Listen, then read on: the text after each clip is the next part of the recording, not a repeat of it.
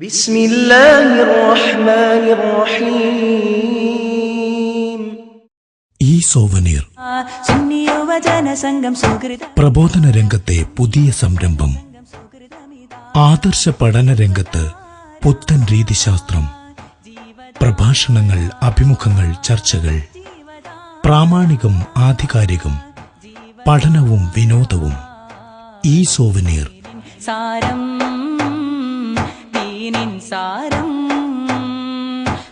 SYS Malappuram ജില്ലാ സമ്മേളനോപഹാരം. പ്രസാദനം SYS ജില്ലാ committee Malappuram, Vadisalam.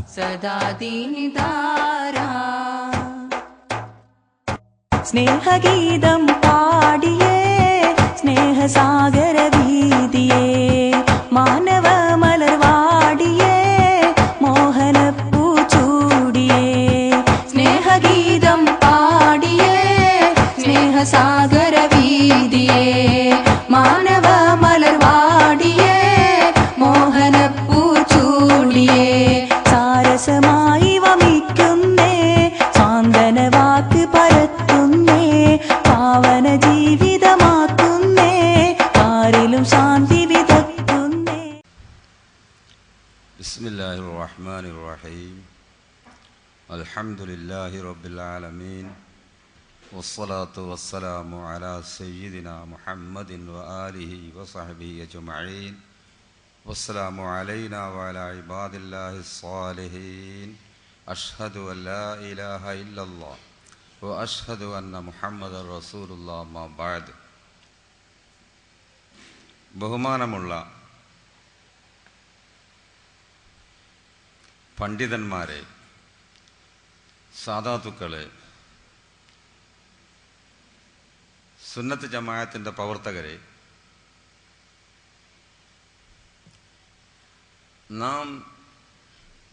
ഞാൻ ഇന്ന് സംസാരിക്കേണ്ടത് സുന്നത്ത് ജമാഅത്ത് എന്ന വിഷയത്തെക്കുറിച്ചാണ്. എന്താണ് സുന്നത്ത്? എന്താണ് ജമാഅത്ത്? സുന്നത്തിൻ്റെ അർത്ഥം എന്താണ്? ജമാഅത്തിൻ്റെ അർത്ഥം എന്താണ്? വകുല്ലു യദ്ദഇ വസ്ലൻ ബിലൈല വലൈല ലാ തുഖിറു ലഹും ബിദാക എന്ന് പറഞ്ഞതുപോലെ എല്ലാ പാർട്ടിയും ഞങ്ങളാണ് സുന്നത്ത് ജമാഅത്ത് എന്ന് പറയുന്നു. കാരണം ആ പേര് നല്ല പേരാന്ന് ഇപ്പോൾ എല്ലാവരും അംഗീകരിച്ചിട്ടുണ്ട്. മുമ്പ് സുന്നത്ത് ജമാഅത്ത് എന്നുള്ള പേര് മറ്റുള്ളവർ എതിർത്തിരുന്നു. അങ്ങനെ സുന്നത്ത് ജമാഅത്ത് എന്നുള്ള പേര് ഹദീസിലൊന്നും ഇല്ല, സുന്നത്തിലൊന്നും ഇല്ല എന്ന് പറഞ്ഞ് എതിർത്തിരുന്നുവെങ്കിലും ഇപ്പോൾ ആ പേര് അവർക്കും വേണം എന്നുണ്ട്. പക്ഷെ ആർക്കാണ് ആ പേര് പറയാൻ അർഹതയുള്ളത്, ആർക്കാണ് ആ പേര് പറയാൻ പറ്റാത്തത് എന്നുള്ളത് നാം ശരിക്ക് മനസ്സിലാക്കേണ്ടതുണ്ട്. അല്ലാഹു സുബ്ഹാനഹു തആല മുസ്ലിങ്ങൾക്ക് വളരെയേറെ അനുഗ്രഹങ്ങൾ ചെയ്തിട്ടുണ്ട്. ലോകാടിസ്ഥാനത്തിൽ ചിന്തിച്ചാൽ തന്നെ അല്ലാഹു തആല മുസ്ലിങ്ങൾക്ക് വലിയ അനുഗ്രഹം ചെയ്തിട്ടുണ്ട്. മുസ്ലിങ്ങളുടെ എണ്ണം കൂടി കൂടി കൂടി വർദ്ധിച്ചു കൊണ്ടിരിക്കുകയാണ്. മുസ്ലിങ്ങൾക്ക് അല്ലാഹു തആല ഒരുപാട് സാമ്പത്തിക ശേഷി നൽകിയിട്ടുണ്ട്. ഞാനൊക്കെ പഠിക്കാൻ പോകുന്ന കാലത്ത് ലോകാടിസ്ഥാനത്തിൽ മുസ്ലിങ്ങളുടെ എണ്ണം ക്രിസ്ത്യാനികളുടെ നേരെ പകുതിയാണ്. ലോകത്ത് ഏറ്റവും വലിയ കക്ഷി, ഒരു മതത്തിൻ്റെ കക്ഷി എന്ന നിലക്ക് നോക്കുമ്പോൾ ക്രിസ്ത്യാനികളാണ് ലോകത്ത് ഏറ്റവും വലുത്. അതിൻ്റെ നേരെ പകുതിയാണ് മുസ്ലിങ്ങളുടെ എണ്ണം ഞാൻ സ്കൂളിൽ പോയിരുന്ന കാലഘട്ടത്തിൽ. ഇന്ന് നേരെ മറിച്ച് ലോകാടിസ്ഥാനത്തിൽ ഒരു കണക്ക് നോക്കുകയാണെങ്കിൽ മുസ്ലിങ്ങളും ക്രിസ്ത്യാനികളും ഒപ്പത്തിനൊപ്പാണ്. ക്രിസ്ത്യാനികളുടെ അത്ര തന്നെ എണ്ണം മുസ്ലിങ്ങളുമുണ്ട്. കണ്ടോ ജനസംഖ്യ, മുസ്ലിങ്ങളുടെ സംഖ്യ, മുസ്ലിങ്ങളുടെ എണ്ണം വളരെയേറെ വർദ്ധിച്ചു കൊണ്ടിരിക്കുകയാണ്. ഇവിടെ മാത്രമല്ല, ലോകത്തിലൊട്ടാകെ അമേരിക്കയിൽ തന്നെ എത്ര ആള്, ഇസ്ലാം മതം സ്വീകരിച്ചുകൊണ്ടിരിക്കുന്നു. ബ്രിട്ടനിൽ എത്ര ആൾ ഇസ്ലാം മതം സ്വീകരിച്ചുകൊണ്ടിരിക്കുന്നു? ഒരു ശിഷ്യൻ ബ്രിട്ടനിൽ അടുത്ത ഒരു പള്ളിയിലെ ഇമാമാണ്. അയാൾ വന്നപ്പോൾ ഉസ്താദ് ഈ ഒരാഴ്ച 8 ആള് ഞാൻ മുഖേന മുസ്ലിമായി. ലണ്ടനിൽ ബ്രിട്ടീഷിന്റെ തലസ്ഥാനത്ത് ലണ്ടനിൽ 8 ആൾ ഈ ഒരാഴ്ച മുസ്ലിമായി എന്നാണ് അയാളോട് എന്നോട് പറഞ്ഞ റിപ്പോർട്ട്. ഇപ്പം അവിടെ ഒരു ML ഉണ്ട്. മുസ്ലിങ്ങളിങ്ങനെ എണ്ണം വർദ്ധിച്ചു കൊണ്ടിരിക്കുകയാണ്. സമ്പത്തിന്റെ രംഗത്ത് നോക്കുകയാണെങ്കിൽ അല്ലാഹു തആല ഈ കറുത്ത പൊന്ന് കൂടുതൽ കൊടുത്തത് മുസ്ലിങ്ങൾക്കാണ്. സാമ്പത്തിക രംഗത്ത് മുസ്ലിങ്ങൾ മുന്നേറിക്കൊണ്ടിരിക്കുകയാണ്. ഈ 2 കാര്യവും കൂടി മുസ്ലിങ്ങൾ 2 കാര്യത്തിലും മുന്നേറിക്കൊണ്ടിരിക്കുമ്പോൾ ശത്രുക്കൾക്ക്, ജൂത നസാറാക്കൾക്ക് അങ്ങേയറ്റത്തെ ഭയമാണ്. അവർ കണക്ക് കൂട്ടിയിട്ട് ഇതെന്താകുമെന്ന് അവർക്കൊരു അന്തം കിട്ടാത്ത ചേര്, അവർക്ക് അങ്ങേയറ്റത്തെ ഭയമാണ്. ആ സന്ദർഭത്തിൽ ശത്രുക്കൾ ചിന്തിക്കുന്നത് ഈ മുസ്ലിങ്ങളെ ക്ഷയിപ്പിക്കാൻ, മുസ്ലിങ്ങളുടെ ശക്തി ഇല്ലാതെയാക്കാൻ, മുസ്ലിങ്ങളുടെ എണ്ണം കുറക്കാൻ, മുസ്ലിങ്ങളുടെ സാമ്പത്തിക അവസ്ഥ ചുരുക്കിക്കൊണ്ടുവരാൻ എന്തുണ്ട് മാർഗമെന്ന് ശക്തമായി ആലോചിച്ചു കൊണ്ടിരിക്കുകയാണ്. അത് ലോകത്ത് എല്ലാവരും ഏതെങ്കിലും ഒരു ശക്തിയെ തകർക്കണമെന്ന് വിചാരിച്ചാൽ, ഒരു രാഷ്ട്രത്തെ തകർക്കണമെന്ന് വിചാരിച്ചാൽ, ഒരു സമുദായത്തെ തകർക്കണമെന്ന് വിചാരിച്ചാൽ അതിന് ഏറ്റവും നല്ല മാർഗം ആ സമുദായത്തിൻ്റെ ഇടയിൽ ഭിന്നിപ്പുണ്ടാക്കുക എന്നതാണ്. ഒരു രാഷ്ട്രത്തെ തകർക്കണമെങ്കിൽ ആ രാഷ്ട്രത്തിലുള്ള ആളുകൾ 2 വിഭാഗമായി തിരിഞ്ഞ് അവരങ്ങോട്ടും ഇങ്ങോട്ടും കുഴപ്പം കൂടിയാൽ മതി. അല്ലെങ്കിൽ ഒരു രാഷ്ട്രീയ പാർട്ടി, ഏറ്റവും വലിയ രാഷ്ട്രീയ പാർട്ടി, ഉദാഹരണമായി BJP വലിയ ശക്തിയായി മുന്നോട്ട് വരുന്നുവെങ്കിൽ അവരെ ക്ഷയിപ്പിക്കാൻ ഏറ്റവും നല്ല മാർഗം BJPനെ രണ്ടാക്കലാണ്. ഏത് പാർട്ടിയാണെങ്കിലും ഒരു കോൺഗ്രസ് കൂടുതൽ ശക്തിയായി വരുമ്പോൾ അവരെ ക്ഷയിപ്പിക്കാൻ ഏറ്റവും നല്ല മാർഗം അവരെ ഭിന്നിപ്പിക്കലാണ്. ഈ ഭിന്നിപ്പിക്കൽ തന്ത്രം മുമ്പേ ആളുകൾ ചെയ്തു പോരുന്ന ഒരു തന്ത്രമാണ്. എന്ന് മാത്രമല്ല, ക്രിസ്ത്യാനികളും ജൂതന്മാരും അത് പയറ്റി മുസ്ലിങ്ങളിൽ വിജയിച്ചവരാണ്. മുസ്ലിങ്ങളെ ഭിന്നിപ്പിച്ചുകൊണ്ട് അവരുടെ ശക്തി തകർക്കുക എന്നുള്ളത് ഒരുപാട് ലോകമഹായുദ്ധ കാലത്ത് മുതൽ ഇന്ന് വരെ അത് വിജയിച്ചിട്ടുണ്ട് എന്നുള്ളത് നന്നായി അറിയാവുന്നതാണ് ജൂതന്മാർക്കും ക്രിസ്ത്യാനികൾക്കും. അതുകൊണ്ട് മുസ്ലിങ്ങളെ ഭിന്നിപ്പിക്കാൻ, എല്ലാ നാട്ടിലുമുള്ള മുസ്ലിങ്ങളെ ഭിന്നിപ്പിക്കാൻ അവർ എല്ലാവിധ ശ്രമങ്ങളും, ഒരുപാട് നുണച്ചാക്കുകളും ഒരുപാട് പണച്ചാക്കുകളും അവർ ചെലവഴിച്ചു കൊണ്ടിരിക്കുകയാണ്. ഒരുപാട് ആൾക്ക് പൈസ കിട്ടിയിട്ടുണ്ട്. ഈ പൈസ വാങ്ങിയവരാണ് ഈ സമുദായത്തിൽ ഭിന്നിപ്പുണ്ടാക്കുന്നത്.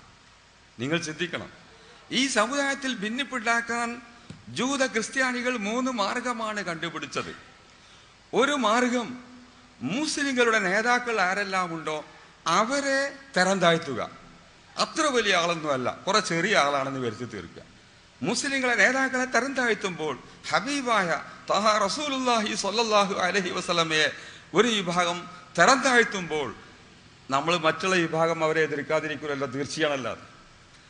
അതുപോലെ തന്നെ മുസ്ലിങ്ങളിൽ നിന്നൊരു ന്യൂനപക്ഷം ഭൂരിപക്ഷത്തെ മുസ്ലിക്കാണ്, കാഫിറാണ്, കൊല്ലൽ നിർബന്ധമാണ് എന്ന് വാദിക്കുന്നവരാക്കി തീർക്കുക.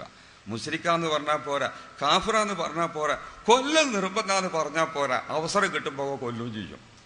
ഈ നിലയ്ക്കുള്ള ഒരു ഭിന്നിപ്പ്, ആശയ വൈരുദ്ധ്യം ഉണ്ടായാൽ പിന്നെ ഇവർ തമ്മിൽ യോജിക്കുന്ന പ്രശ്നമല്ലല്ലോ. പിന്നെ ഇവരുടെ ശക്തിയൊക്കെ അങ്ങോട്ടും ഇങ്ങോട്ടും, അവരുടെ സാമ്പത്തിക ശക്തിയും മറ്റുള്ള സമയവും ഊർജവും ഒക്കെ പരസ്പരം കലയിക്കാൻ ശ്രമിക്കും എന്നുള്ളത് ജൂത ക്രിസ്ത്യാനികൾ കണക്ക് കൂട്ടുകയാണ്. മറ്റൊന്ന്, ഈ സമുദായത്തിൽ സുന്നത്തായി എണ്ണിപ്പോരുന്ന എന്തെല്ലാം കാര്യങ്ങളുണ്ടോ, അഥവാ സദാചാരമായി എണ്ണിപ്പോരുന്ന എന്തെല്ലാം കാര്യമുണ്ടോ അതൊക്കെ തെറ്റാണ്, കുറ്റാണ്, ദുരാചാരമാണ്, അത് വിധേയത്താണ് എന്നാക്കി തീർക്കാനുള്ള എല്ലാ ന്യായങ്ങളും തന്ത്രങ്ങളും കൊണ്ടുവന്നു. എന്നിട്ട് അവർ പറയും ഒരു കൂട്ടർ പിന്നെ വിദ്യാർത്ഥികാരാണ്, ഖുറാഫികളാണ്, അവർ വഴിപേച്ചു പോയവരാണ് എന്ന് പറഞ്ഞ് മറ്റൊരു വിഭാഗം വാദിക്കുമ്പോൾ രണ്ടും അങ്ങോട്ടും ഇങ്ങോട്ടും കലഹം നന്നായി നടക്കുമല്ലോ. ഇങ്ങനെ മുസ്ലിങ്ങളെ ഭിന്നിപ്പിക്കാൻ, ഈ ഭിന്നിപ്പിക്കാനുള്ള ഏറ്റവും മാർഗം ഇസ്ലാമിന്റെ പുറത്തുള്ളവർ മുസ്ലിങ്ങളെ ഭിന്നിപ്പിച്ചാൽ അത് അത്ര പൂർത്തിയാകൂല. അത് മുസ്ലിങ്ങളിൽ നിന്ന് തന്നെ ഒരു വിഭാഗത്തെ കിട്ടണം. എന്നിട്ട് മുസ്ലിങ്ങളിൽ നിന്നുള്ളൊരു വിഭാഗം തന്നെ നബിയെ തരം താഴ്ത്തണം, സഹാബത്തിനെ തരം താഴ്ത്തണം, അയിമത്ത് മുജത്തഹീദീങ്ങളെ തരം താഴ്ത്തണം, ഇമാമുകളെയും തങ്ങന്മാരെയും മാലിമീകളെയും തരം താഴ്ത്തണം. അത് മുസ്ലിങ്ങളിൽ നിന്ന് തന്നെ ഒരു വിഭാഗത്തെ കിട്ടണം. അതിനാണ് ജൂത ക്രിസ്ത്യാനികൾ ശ്രമിക്കുന്നത്. മുമ്പ് നിങ്ങൾ കേട്ടിട്ടുണ്ടാകും, മരം മുറിച്ചാൻ വേണ്ടി ആരോ മഴുമായി തായില്ലാതെ വെറും മഴുവേറ്റ് മലയിലേക്ക് കയറിയപ്പോൾ ചെറിയ മരങ്ങൾ പറഞ്ഞു, നമ്മളെ കൊല്ലാൻ നശിപ്പിക്കാൻ വരുന്നുണ്ട് ഒരാള് എന്ന് പറഞ്ഞപ്പോൾ വലിയ മരം ചോദിച്ചു, ആ ആളെ കൂടെ നമ്മളെ പാർട്ടിയുള്ളവരുണ്ടോ എന്ന് ചോദിച്ചു. അത് തായുണ്ടോ മരമുണ്ടോ? വെറും ഇരുമ്പുള്ളൂ, വെറും മഴു മാത്രമേ ഉള്ളൂ. അപ്പോൾ വലിയ മരങ്ങൾ പറഞ്ഞു, എന്നാൽ നമ്മൾ നശിപ്പിക്കാൻ കഴിയില്ല. അങ്ങനെ ഇവൻ പോയി കുറേ വെറും മഴുകൊണ്ട് മരത്തിൻ്റെ മുരട്ടി കുറേ കുത്തിയെങ്കിലും കാര്യമായി പരിക്കൊന്നും ഉണ്ടാക്കാൻ കഴിയില്ല. പിന്നെ ഒരിക്കൽ ആ മഴുവിന് ഒരു തായി കൂട്ടി അവന് മലയിലേക്ക് മുറിച്ചാൻ പോയപ്പോഴും ചെറിയ മരങ്ങൾ പറഞ്ഞു നമ്മളെ നശിപ്പിക്കാൻ വരുന്നുണ്ട്. അപ്പോൾ വലിയ മരങ്ങൾ പറഞ്ഞു, നമ്മളെ കൂട്ടത്തിലുള്ളവർ ആരെങ്കിലും ഒപ്പുണ്ടോ, മരം ഒപ്പുണ്ടോ എന്ന് വെച്ചിട്ടുണ്ട്. അപ്പോൾ തായി മരം ഒപ്പുണ്ട്, നല്ല ഒരു കാഞ്ഞിരത്തിൻ്റെ മരം ഒപ്പുണ്ട്. അപ്പോൾ വലിയ മരങ്ങൾ പറഞ്ഞു, എന്നാ നശിച്ചത് തന്നെ. ഇവൻ ആ തായി കൊണ്ട് വെട്ടി മുറിച്ച് സർവ്വ മരങ്ങളും നശിപ്പിച്ചു. ഇതുപോലെ മുസ്ലിങ്ങളിൽ നിന്നുള്ളൊരു വിഭാഗം തായി ആയിട്ട് പ്രവർത്തിച്ചാൽ നശിപ്പിക്കാൻ വേണ്ട, മുസ്ലിങ്ങളിൽ ഭിന്നിപ്പിക്കണം വേണ്ട. അതിന് വലിയ മുസ്ലിങ്ങളിൽ നിന്നൊരു വിഭാഗത്തെ കിട്ടണം. ഈ തന്ത്രം മനസ്സിലാക്കിയവരാണ് ജൂതന്മാരും ക്രിസ്ത്യാനികളും. ഭിന്നിപ്പിക്കാൻ വേണ്ടി, കിട്ടാൻ വേണ്ടി കണക്കറ്റ പൈസ ജൂതന്മാരും ക്രിസ്ത്യാനികളും ചെലവഴിച്ചു കൊണ്ടിരിക്കുകയാണ്. നിങ്ങൾ ചിന്തിക്കണം, ഇപ്പം ചങ്ങരംകുളത്ത് 17 കോടി ഉറുപ്പികയാണ് അവരെ യോഗത്തിന് അവർ ചെലവഴിച്ചത്. എവിടുന്നാണ് ഈ 17 കോടി ഉറുപ്പിക? നിങ്ങൾ ചിന്തിച്ചിട്ടുണ്ടോ? പൈസക്ക് ആ ഭാഗത്ത് ഒരു ക്ഷാമവുമില്ല. എങ്ങനെ ക്ഷാമം ഉണ്ടാകാന്ന്? പക്ഷെ ഒന്നുണ്ട്, ഈ പൈസ ആർക്കേ കിട്ടുള്ളൂ? നേതാക്കൾക്കേ കിട്ടുള്ളൂ. ഈ അനുയായികൾ വെറുതെ നടക്കുകയാണ്. അനുയായികൾ വെറുതെ ഓരോ മുസ്ലിക്ക് ഇവനെ മുസ്ലിക്ക്, ഈ മുസ്ലിക്കാക്കുക എന്ന് പറഞ്ഞാൽ വാസ്തവത്തിൽ ഈ പറയുന്ന ആളെ വാപ്പാനെ മുസ്ലിക്കാക്കുകയാണ്. ഈ നിങ്ങൾ ചിന്തിച്ചിട്ടുണ്ടോ? ഇപ്പം ഇവർ പറഞ്ഞത് 30 ലക്ഷം ആള് ഹജ്ജ് ചെയ്യുന്നതിൽ 5 ലക്ഷം മുസ്ലിങ്ങളുള്ളൂ, ബാക്കിയുള്ള 25 ലക്ഷം ആളുകളും മുശ്രിക്കുകളാണ്, തനി കാഫിറുകളാണ്. അതുകൊണ്ടാണ് മിനയിൽ ഈ ദുരന്തം ഉണ്ടാകുന്നത്. മിനയിൽ ഇടക്കിടക്കൊക്കെ ദുരന്തം ഉണ്ടാകുന്നുണ്ടല്ലോ. അതിൽ കാരണം അവിടെ കൂടിയ ആളുകളൊന്നും മുഴുവനും മുസ്ലിങ്ങളല്ല. അത് ബഹുഭൂരിപക്ഷവും 30 ലക്ഷം ഉണ്ടെങ്കിൽ അതിന് 5 ലക്ഷമേ മുസ്ലിങ്ങളുള്ളൂ. ബാക്കിയുള്ളവരൊക്കെ അബൂജഹലുമാരാണ്, അവർ മുസ്ലിങ്ങളെ അല്ല എന്നാണ് അവർ പറയുന്നത്. ഈ പറയുന്നത് കൊണ്ട് ആരൊക്കെയാണ് മുസ്ലിക്കാക്കുന്നത്? ഈ കണ്ട തങ്ങന്മാരെയും ആലിമീങ്ങളെയും സാലിഹീങ്ങളെയും മുഴുവനും മുസ്ലിക്കാക്കി. ഒരാളെ മുസ്ലിക്കാക്കി അതിൻ്റെ കുറ്റത്തര നിങ്ങൾ ചിന്തിച്ചിട്ടുണ്ട്? ഒരൊറ്റ ആളെ മുസ്ലിക്കാക്കിയാൽ അതിൻ്റെ കുറ്റത്തരയാണ്. എന്നിട്ടാണ് ഇപ്പം ഈ 25 ലക്ഷം മുസ്ലിങ്ങളെ മുസ്ലിക്കാക്കുന്നത്. ബാലില്ലാത്ത പയ്യനത്ത് മുണ്ടി മുറിക്കാന്ന് പറഞ്ഞാൽ രാമന് കാഫറാണ് പേടില്ലല്ലോ. രാമന് ഞാൻ അങ്ങനെ പറഞ്ഞാൽ ഇങ്ങനെ പറഞ്ഞാൽ കാഫറാകുമോ എന്നുള്ളൊരു പേടി ഉണ്ടാവും. പക്ഷെ ഇവർക്ക് ഇപ്പം അങ്ങനെ എല്ലാവരെയാണ് മുസ്ലിക്കാക്കിയാലും ഇവർക്ക് മുസ്ലിക്കാണ് കാഫറാണ് പേടിയല്ല. ഇവര് മുസ്ലിക്കാക്കുന്നത് നമ്മെ മാത്രമല്ല, ഇവരുടെ വാപ്പമാരെയും ഉമ്മമാരെയും മുസ്ലിക്കാക്കുക ചെയ്യണത്. ഇവരെ വാപ്പയും ഉമ്മയും ഒന്നിരിക്കൽ നേരെ വാപ്പ, അല്ലെങ്കിൽ വാപ്പൻ്റെ വാപ്പ, അല്ലെങ്കിൽ നേരെ ഉമ്മ, അല്ലെങ്കിൽ ഉമ്മൻ്റെ ഉമ്മ സുന്നിയായിരിക്കുമല്ലോ. അപ്പോൾ ഇവരുടെ വാപ്പമാരെയും ഇവരുടെ ഉമ്മമാരെയും ഒക്കെ മുസ്ലിക്കാക്കുക ചെയ്യണത്. വാപ്പുള്ളവർക്കല്ലേ വാപ്പാനെ മുസ്ലിക്കാക്കിയുള്ള വേദന അറിയുള്ളൂ. ഉമ്മുള്ളവർക്കല്ലേ ഉമ്മാനെ മുസ്ലിക്കാക്കിയുള്ള വേദന അറിയുള്ളൂ. ഇവർക്ക് ആ വേദന ഒന്നും അറിയണില്ല. ഇവർക്ക് അതുകൊണ്ട് ഒരു ഭയവുമില്ല, ഒരു പേടിയുമില്ല. ആരെയും മുസ്ലിക്കാക്കുക. നിങ്ങൾ ചിന്തിക്കണം. ഇതിനൊക്കെ അവർക്ക് പൈസ കിട്ടിയാൽ ഏതിനാ ആളെ കിട്ടാത്തത്? എന്തിനും ആളെ കിട്ടും. അവർ തന്നെ പറയുന്ന സീഡികളുണ്ട്, അതൊക്കെ ഇവർ എടുത്തു കാണിക്കും. ഇവർ തന്നെ നീ മുജാഹിദായത് പൈസ കിട്ടിയിട്ടല്ലേ, അവിടുന്ന് പൈസ കിട്ടിയിട്ടല്ലേ എന്ന് ഇവർ തന്നെ മുജാഹിദുകൾ തന്നെ തമ്മിൽ പറയുന്നതായിട്ട് സീഡികൾ ധാരാളമുണ്ട്, ഒക്കെ ഇവർ കാണിക്കുന്നുണ്ട്. പക്ഷേ സാധാരണക്കാർ വെറുതെ ഉമ്മാനെയും ബാപ്പാനെയും ഗാഫറാക്കി മുശ്രിക്കാക്കി ഈ സമുദായത്തെ ഭിന്നിപ്പിച്ചത് കൊണ്ട് അവർക്ക് എന്ത് കാര്യം? നേതാക്കൾക്ക് പൈസ കിട്ടി, ശരിയാണ്. അനുയായികൾക്ക് എന്ത് കിട്ടി? ആ പൈസ കിട്ടിയല്ലോ അതിയായിട്ട് കടന്നോട്ടേതല്ലാതെ അനുയായികൾ അതിൻ്റെ പിന്നാലെ നടക്കേണ്ട ആവശ്യമുണ്ടോ? നിങ്ങൾ ചിന്തിക്കണം. അപ്പോൾ ചുരുക്കത്തിൽ വളരെയേറെ കരുതലോടുകൂടെ നാം മുന്നോട്ട് നീങ്ങേണ്ടതുണ്ട്. എങ്ങനെയെങ്കിലും ഭിന്നിപ്പിച്ച് തമ്മിൽ കലഹിച്ച് നമ്മുടെ സമ്പത്തും ഊർജവും നശിപ്പിക്കണമെന്നതാണ് ശത്രുക്കൾ വിചാരിക്കുന്നത്. അതിൽ നിന്ന് രക്ഷ നേടാനുള്ള എല്ലാ മാർഗവും നാം കാത്തു സൂക്ഷിച്ചേ തീരൂ. അവരുടെ ശത്രുക്കളുടെ എല്ലാ കോന്ത്രങ്ങളും നമ്മൾ പരാജയപ്പെടുത്തിയേ തീരൂ. ഈ മുജാഹിദുകളുടെ, ഈ ജമാഅത്തുകാരുടെ, അതുപോലെ തന്നെ ഇവിടുത്തെ മറ്റ് വിധേയി കക്ഷികളുടെ എല്ലാ ശക്തികളെയും പ്രതികരിച്ചേ തീരൂ. അതല്ലെങ്കിൽ മുസ്ലിങ്ങൾക്ക് നാശമാണ്. അതല്ലെങ്കിൽ കോയമ്പത്തൂർ സംഭവിച്ചതുപോലെ, അതല്ലെങ്കിൽ കാശ്മീരിൽ സംഭവിച്ചതുപോലെ നമ്മുടെ നാട്ടിലും സംഭവിക്കും. അള്ളാഹു കാത്തുരക്ഷിക്കുമാറാവട്ടെ. ഞാൻ സംസാരം നീട്ടിയല്ല. നവോത്ഥാന പ്രവർത്തനം, ഇസ്രായേൽ മുജാഹിദുകളുടെ നവോത്ഥാന, സലഫികളുടെ നവോത്ഥാന പ്രവർത്തനം എന്ത് നവോത്ഥാന പ്രവർത്തനമാണ്? ഈ മുസ്ലിങ്ങളെ 90% വരുന്ന മുസ്ലിങ്ങളെ മുസ്ലിക്കാക്കുന്നതാണോ നവോത്ഥാന പ്രവർത്തനം? എന്ത് നവോത്ഥാന പ്രവർത്തനമാണ് ഇവർ നടത്തിയത്? എന്തൊരു നേട്ടമാണ് മുസ്ലിം സമുദായത്തിനെ കൊണ്ട് ഈ വിഭാഗം കൊണ്ടുണ്ടായത്? ഈ വിഭാഗം മുസ്ലിം സമുദായത്തിന് ഒരു നേട്ടവും ഉണ്ടാക്കിയിട്ടില്ല, വെറുതെ പറയുകയാണ്. ഇവർക്കുണ്ടായ പുരോഗതി എന്താ? ഈ 90% മുസ്ലിങ്ങളൊക്കെ മുസ്ലിക്കാക്കി, അതൊരു പുരോഗതിയാണ്. പിന്നെ അങ്ങനെ കുറെ മദീനത്തൊന്ന് സിയാറത്തിന് പോവുകയാണെങ്കിൽ അത് നബി എന്നുള്ള വീക്ഷണം വെച്ചാൽ ശിർക്കാവും, പള്ളി എന്നുള്ള വീക്ഷണം വെച്ചാൽ ശിർക്കാവൂല. അതും ഭയങ്കര കണ്ടുപിടുത്താണ്. ഉഹദിലൊന്ന് പോവുകയാണെങ്കിൽ, ബദറിലൊന്ന് പോവുകയാണെങ്കിൽ, ഒരു ചരിത്രം അന്വേഷണം എന്ന നിലക്ക് പോവുകയാണെങ്കിൽ ശിർക്കാവൂല. അല്ല ബദരീങ്ങളെയും ഉഹദീങ്ങളെയും വിചാരിച്ച് പോവുകയാണെങ്കിൽ ശിർക്കാവും. ഇതാപ്പോൾ ഒരു കണ്ടുപിടിച്ച്. മറ്റൊരാറ്റം പോകുമ്പോൾ ഹൈഡ്രജൻ പോകുമ്പോൾ കണ്ടുപിടിച്ച്. ഇവർ കണ്ടുപിടിച്ചത് ഇതാണ്. കാക്കാമാരെ, നിങ്ങളാണോ ഈ സമുദായത്തിൽ വല്ല നവോത്ഥാന പ്രവർത്തനം? എന്ത് നവോത്ഥാനങ്ങൾക്കുള്ളത്? കുറച്ചും കൂടി കൂടുതൽ ചിന്തിച്ചു. ഈ മുജാഹിദുകൾ കുറച്ചുകൂടി കൂടുതൽ ചിന്തിച്ചിട്ട് എന്താ ചിന്തിച്ചിട്ടായത്? 3 തലാക്ക് ഒപ്പം ചെല്ലിയാതെ ഒരു തലാക്കേ ആകുള്ളൂ. 3 തലാക്ക് 3 തവണകളിലായി തലാക്ക് ചെല്ലിയാലേ 3 കൂട്ടുള്ളൂ. ഒരു ഉദാഹരണം പറയാം.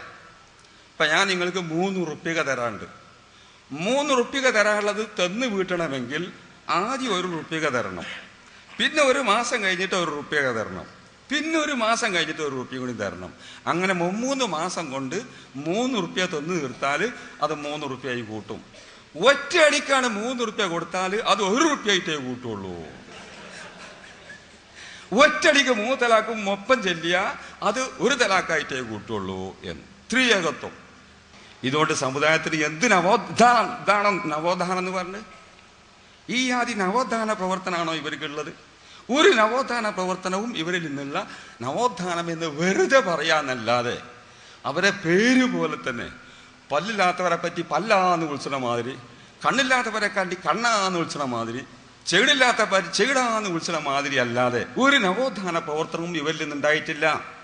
ആളുകൾക്ക് വളരെയേറെ ആത്മീയതയുണ്ടായിരുന്നു, മതവിശ്വാസമുണ്ടായിരുന്നു, നബിനോട് മഹബത്തുണ്ടായിരുന്നു, ഔലിയാക്കളോട് മഹബത്തുണ്ടായിരുന്നു, ഔലിയാക്കളോട് മതിപ്പുണ്ടായിരുന്നു.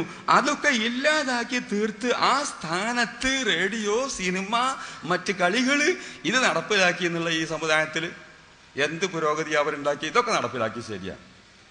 അപ്പൊ ഞാൻ പറയുന്നത്, വെറും സമുദായത്തിൽ ഭിന്നിപ്പുണ്ടാക്കിയിട്ട് മുസ്ലിങ്ങളുടെ ശക്തിയും ഊർജവും നശിപ്പിക്കുക എന്ന ലക്ഷ്യമല്ലാതെ ഇവരെ കൊണ്ട് സമുദായത്തിന് ഒരു നേട്ടവും ഉണ്ടാകുന്നില്ല എന്നുള്ളത് നമ്മൾ തുറന്ന് മനസ്സിലാക്കേണ്ട ഒരു സത്യമാണ്. അതുകൊണ്ട് ഞാൻ പറയുകയാണ്. എൻ്റെ വിഷയം സുന്നത്ത് ജമാഅത്താണ്. ഞാൻ അതിനെ സംബന്ധിച്ചാണ് പറയാൻ പോകുന്നത്. ഇവർ ഭിന്നിപ്പിക്കാൻ വേണ്ടി ഇവർ ചെയ്യുന്ന, നേരത്തെ നിങ്ങൾ സാധാരണ കേട്ടതാണ്, മുസ്ലിങ്ങളുടെ നേതാക്കളെ കഴിവനുസരിച്ച് തരം താഴ്ത്തുക. നബിനെ എത്ര കണ്ട് താഴ്ത്താൻ കഴിയുമോ അത്ര കണ്ട് തരം താഴ്ത്തുക. അതന്നെ ജൂതന്മാരും ക്രിസ്ത്യാനികളും പതുക്കെ നബിനെ എങ്ങനെ തരം താഴ്ത്താൻ കഴിയും? അങ്ങനെയൊക്കെ അവർ പല കാർട്ടൂണുകളും ഇറച്ചിയും കൊണ്ട് നബിനെ അങ്ങേയറ്റം ചെറുതാക്കി കാണിക്കാൻ അമേരിക്കയും ബ്രിട്ടനും മറ്റ് യൂറോപ്യൻ രാജ്യങ്ങളും പലതും ചെയ്തുകൊണ്ടിരിക്കുന്നുണ്ട്. നിങ്ങൾ പത്രത്തിൽ വായിച്ചിട്ടുണ്ടാകും. എന്നിട്ട് മുസ്ലിം രാഷ്ട്രങ്ങളിലുള്ളവരെ അതിനെ പ്രതിഷേധിക്കുന്നുണ്ട്, എതിർക്കുന്നുമുണ്ട്. അതങ്ങനെ ഒരു ഭാഗം. ഇവരും അതിൻ്റെ ചെയ്യണത് പതുക്കെ നബിനെ എങ്ങനെയെങ്കിലും ചെറുതാക്കി കാണിക്കുക എന്നതാണ് ഇവർ ചെയ്യുന്ന. ഇവരടുത്തുള്ള തെറ്റുകൾ വിദ്യാർത്ഥികളാണ് പറയുന്നത്. സുന്നത്തിനെതിരായ, നബിചര്യക്ക് എതിരായ പ്രവർത്തനങ്ങൾ ഇവരടുക്കലുള്ളത് ഏതാണെന്നാണ് ഞാൻ വിവരിക്കുന്നത്. ഒരുപാടുണ്ട്, 1, 2, 3 അല്ല. നിങ്ങൾ ചിന്തിക്കുന്നുണ്ടോ? നബി സല്ലല്ലാഹു അലൈഹി വസല്ലമയെ ഇവർ സമുദായത്തിന് പരിചയപ്പെടുത്തി. ഒരു സാധാരണ നുബുവത്ത് കിട്ടുന്നതിൻ്റെ മുമ്പായി, വഹി കിട്ടുന്നതിൻ്റെ മുമ്പായി ഒരു അറബി പയ്യനായിരുന്നു, സാധാരണയുള്ള ഒരു അറബി പയ്യനായിരുന്നു എന്ന് എത്ര തവണയാണ് ഇവർ പ്രസംഗിക്കുന്നത്? നിങ്ങൾ കേട്ടിട്ടുണ്ടാകുന്ന പ്രസംഗമൊക്കെ ഇവർ എടുത്തു കാണിക്കും. ഒരു അറബി പയ്യനായിരുന്നു. മാത്രമല്ല, നബിനെ ഒന്നുകൂടി തരം താഴ്ത്താൻ വേണ്ടി നബിൻ്റെ ഉമ്മയും ബാപ്പയും കാഫിറായിരുന്നു. നബിനെ ഒന്നുകൂടി ചെറുതാക്കാൻ വേണ്ടിയിട്ട് നബി വലുതാണത് വലിയ പേടിയാണ്. നബിൻ്റെ ഉമ്മയും ബാപ്പയും കാഫിറായിരുന്നു. കാര്യമായിട്ട് ഇപ്പോൾ അതാ ചർച്ച ചെയ്യേണ്ട വിഷയം. നബിൻ്റെ ഉമ്മ നമ്മൾ കാഫറോ ഉമ്മിനോ നോക്കല്ലാതെ മുമ്പുള്ള കാര്യമായിട്ട് അതാപ്പം ഇവർക്ക് തീരുമാനിക്കണ്ടേ. ഇവിടെ കള്ളു പിടിക്കുന്നവരുണ്ട്, പെണ്ണു പിടിക്കുന്നവരുണ്ട്, ഒരുപാട് കൊള്ളക്കാരുണ്ട്, അവരൊക്കെ എതിർത്ത് അതൊക്കെ തെറ്റാന്ന് സ്ഥാപിക്കുന്നതിന് പകരം നബിൻ്റെ ഉമ്മയും വാപ്പിയും കാഫറാണോ മുസ്ലിമാണോ അപ്പോൾ തീരുമാനിക്കേണ്ട വിഷയം. അത് കാഫറാണ് തീരുമാനിക്കൽ അവരെ മെയിൻ വിഷയം. ഇവരുടെ നവോത്ഥാന പ്രവർത്തനമാണ്. നബിൻ്റെ ഉമ്മയും വാപ്പിയും കാഫറായിരുന്നു. മാത്രമല്ല, നബി വഫാത്തായി കഴിഞ്ഞാൽ നബിക്ക് ഒരു പ്രത്യേകതയുമില്ല. നിങ്ങൾ ചിന്തിക്കണം. നമ്മൾ റബീഉൽ അവ്വൽ മാസം വന്നാൽ നബിൻ്റെ മദ്ഹ് ഹുബ്ബുർ റസൂൽ ഇവിടെ പ്രസംഗിച്ചുകൊണ്ടിരിക്കുകയാണ്. ഇവർ ആ സ്ഥാനത്ത് എഴുതുന്നതും പ്രസംഗിക്കുന്നതും എന്താണ്? മുഹമ്മദ് നബി സല്ലല്ലാഹു അലൈഹി വസല്ലമ പോലും അല്ലാഹു തആലാക്ക് പൂർണ്ണമായി വഴിപ്പെട്ടിട്ടില്ല. ദിവസേന 70 പ്രാവശ്യം അസ്തഗ്ഫിറുല്ലാഹ് പറഞ്ഞിരുന്നു. ഒരു റിവായത്തിൽ 100 തവണ അസ്തഗ്ഫിറുല്ലാഹ് പറഞ്ഞിരുന്നു. ഇതാണ് എഴുതി പ്രസംഗിക്കും. നമ്മൾ ഹുബ്ബുർ റസൂൽ പറയുമ്പോൾ, നമ്മൾ നബിയുടെ മദ്ഹുകൾ എഴുതുമ്പോൾ ഇവർക്ക് എഴുതാനുള്ളത് എന്താണ്? ചിന്തിക്കണം. മുഹമ്മദ് നബി സല്ലല്ലാഹു അലൈഹി വസല്ലമ പോലും അല്ലാഹു തആലാക്ക് പരിപൂർണമായി വഴിപ്പെട്ടിട്ടില്ല. ദിവസേന 70 വട്ടം അസ്തഗ്ഫിറുല്ലാഹ് പറഞ്ഞിരുന്നു. സ്നേഹിതന്മാരെ, മുസ്ലിം ലീഗിൻ്റെ നേതാവുണ്ട്. മുസ്ലിം ലീഗിൻ്റെ നേതാവ് ശിഹാബ് തങ്ങൾ ദിവസം 70 തെറ്റ് ചെയ്യും, 70 വട്ടം അസ്തഗ്ഫിറുല്ലാഹ് പറയും.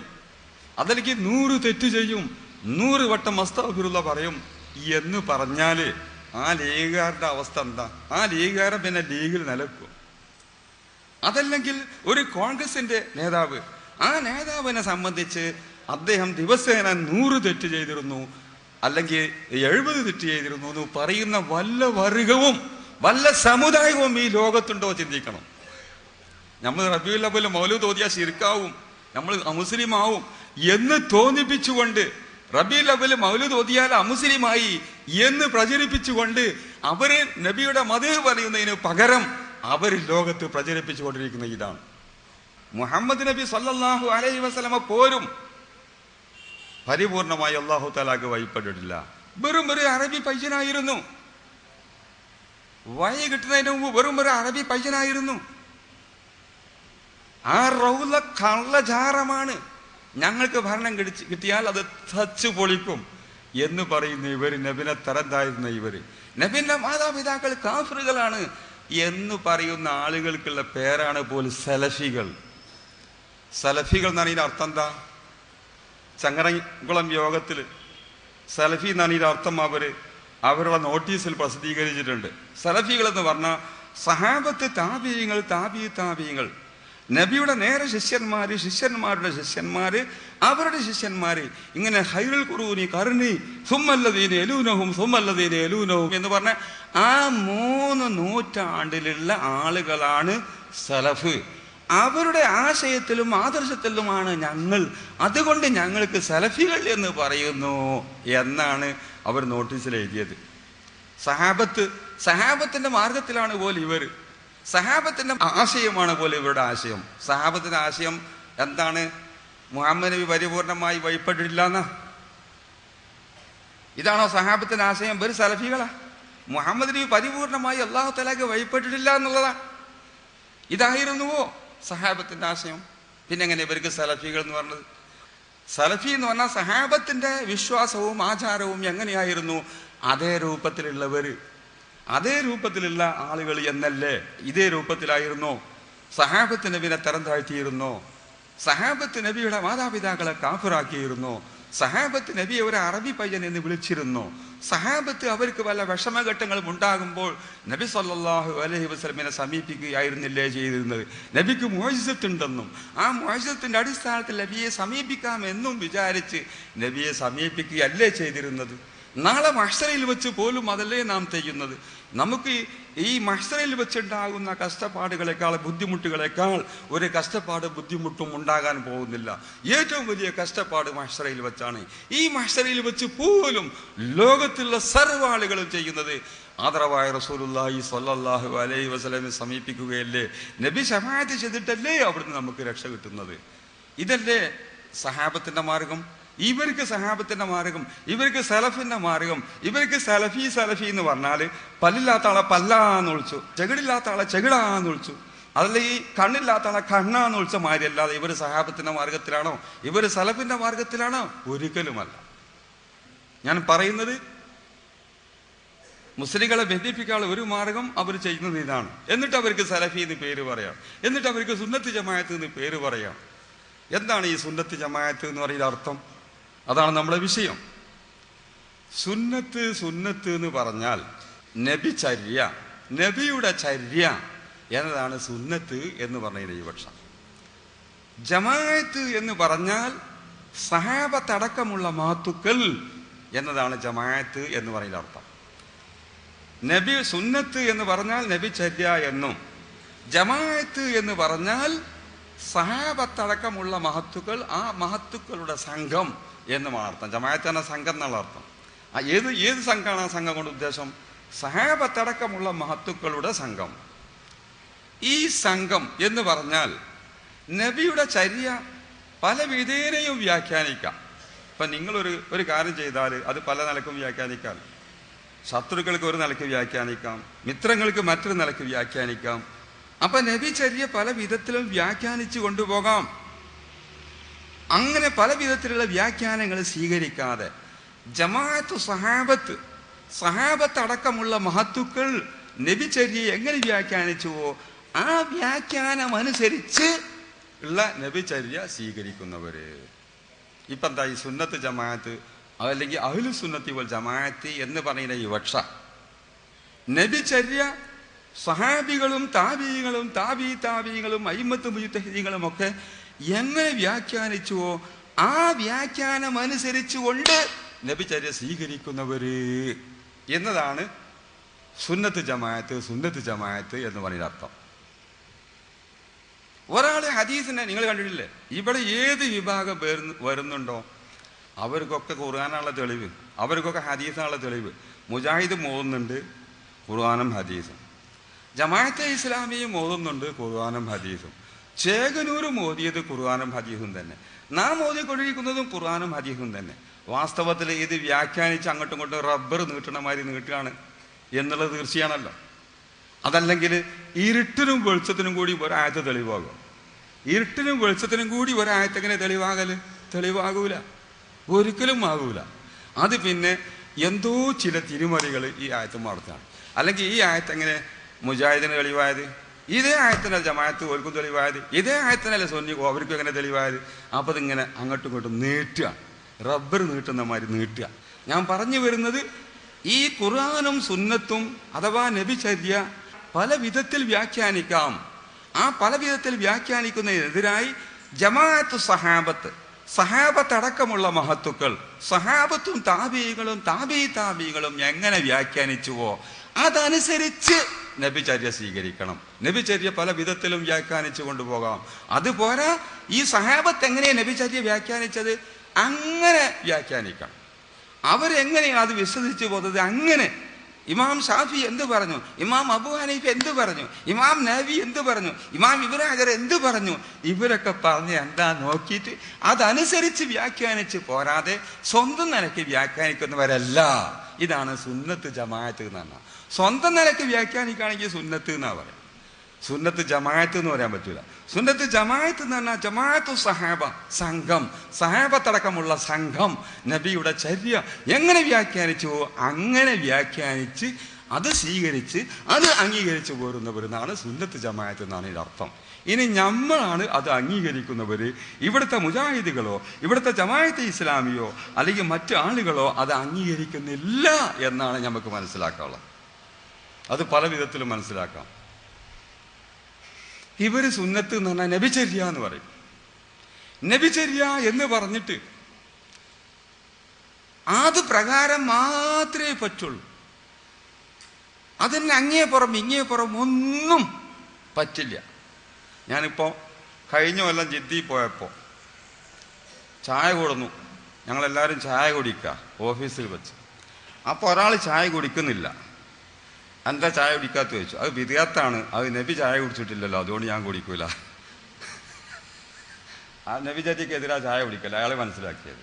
അപ്പം ഞാൻ പറഞ്ഞ് 63 വയസ്സായാലും നിങ്ങൾ വെട്ടിക്കൊല്ലേണ്ടി വരും. കാരണം നബി 63 കൊല്ലക്കാലം ജീവിച്ചിട്ടുള്ളൂ, നിങ്ങൾ വെട്ടിക്കൊല്ലേണ്ടി വരുന്ന.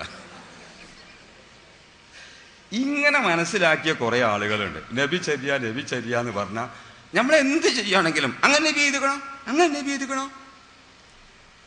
എന്നാ വേണ്ട. ഇവർ യോഗം നടത്തിയല്ലോ ഇപ്പോൾ, ഇതിപ്പോൾ നബി അങ്ങനെ ചെയ്തുക്കണം.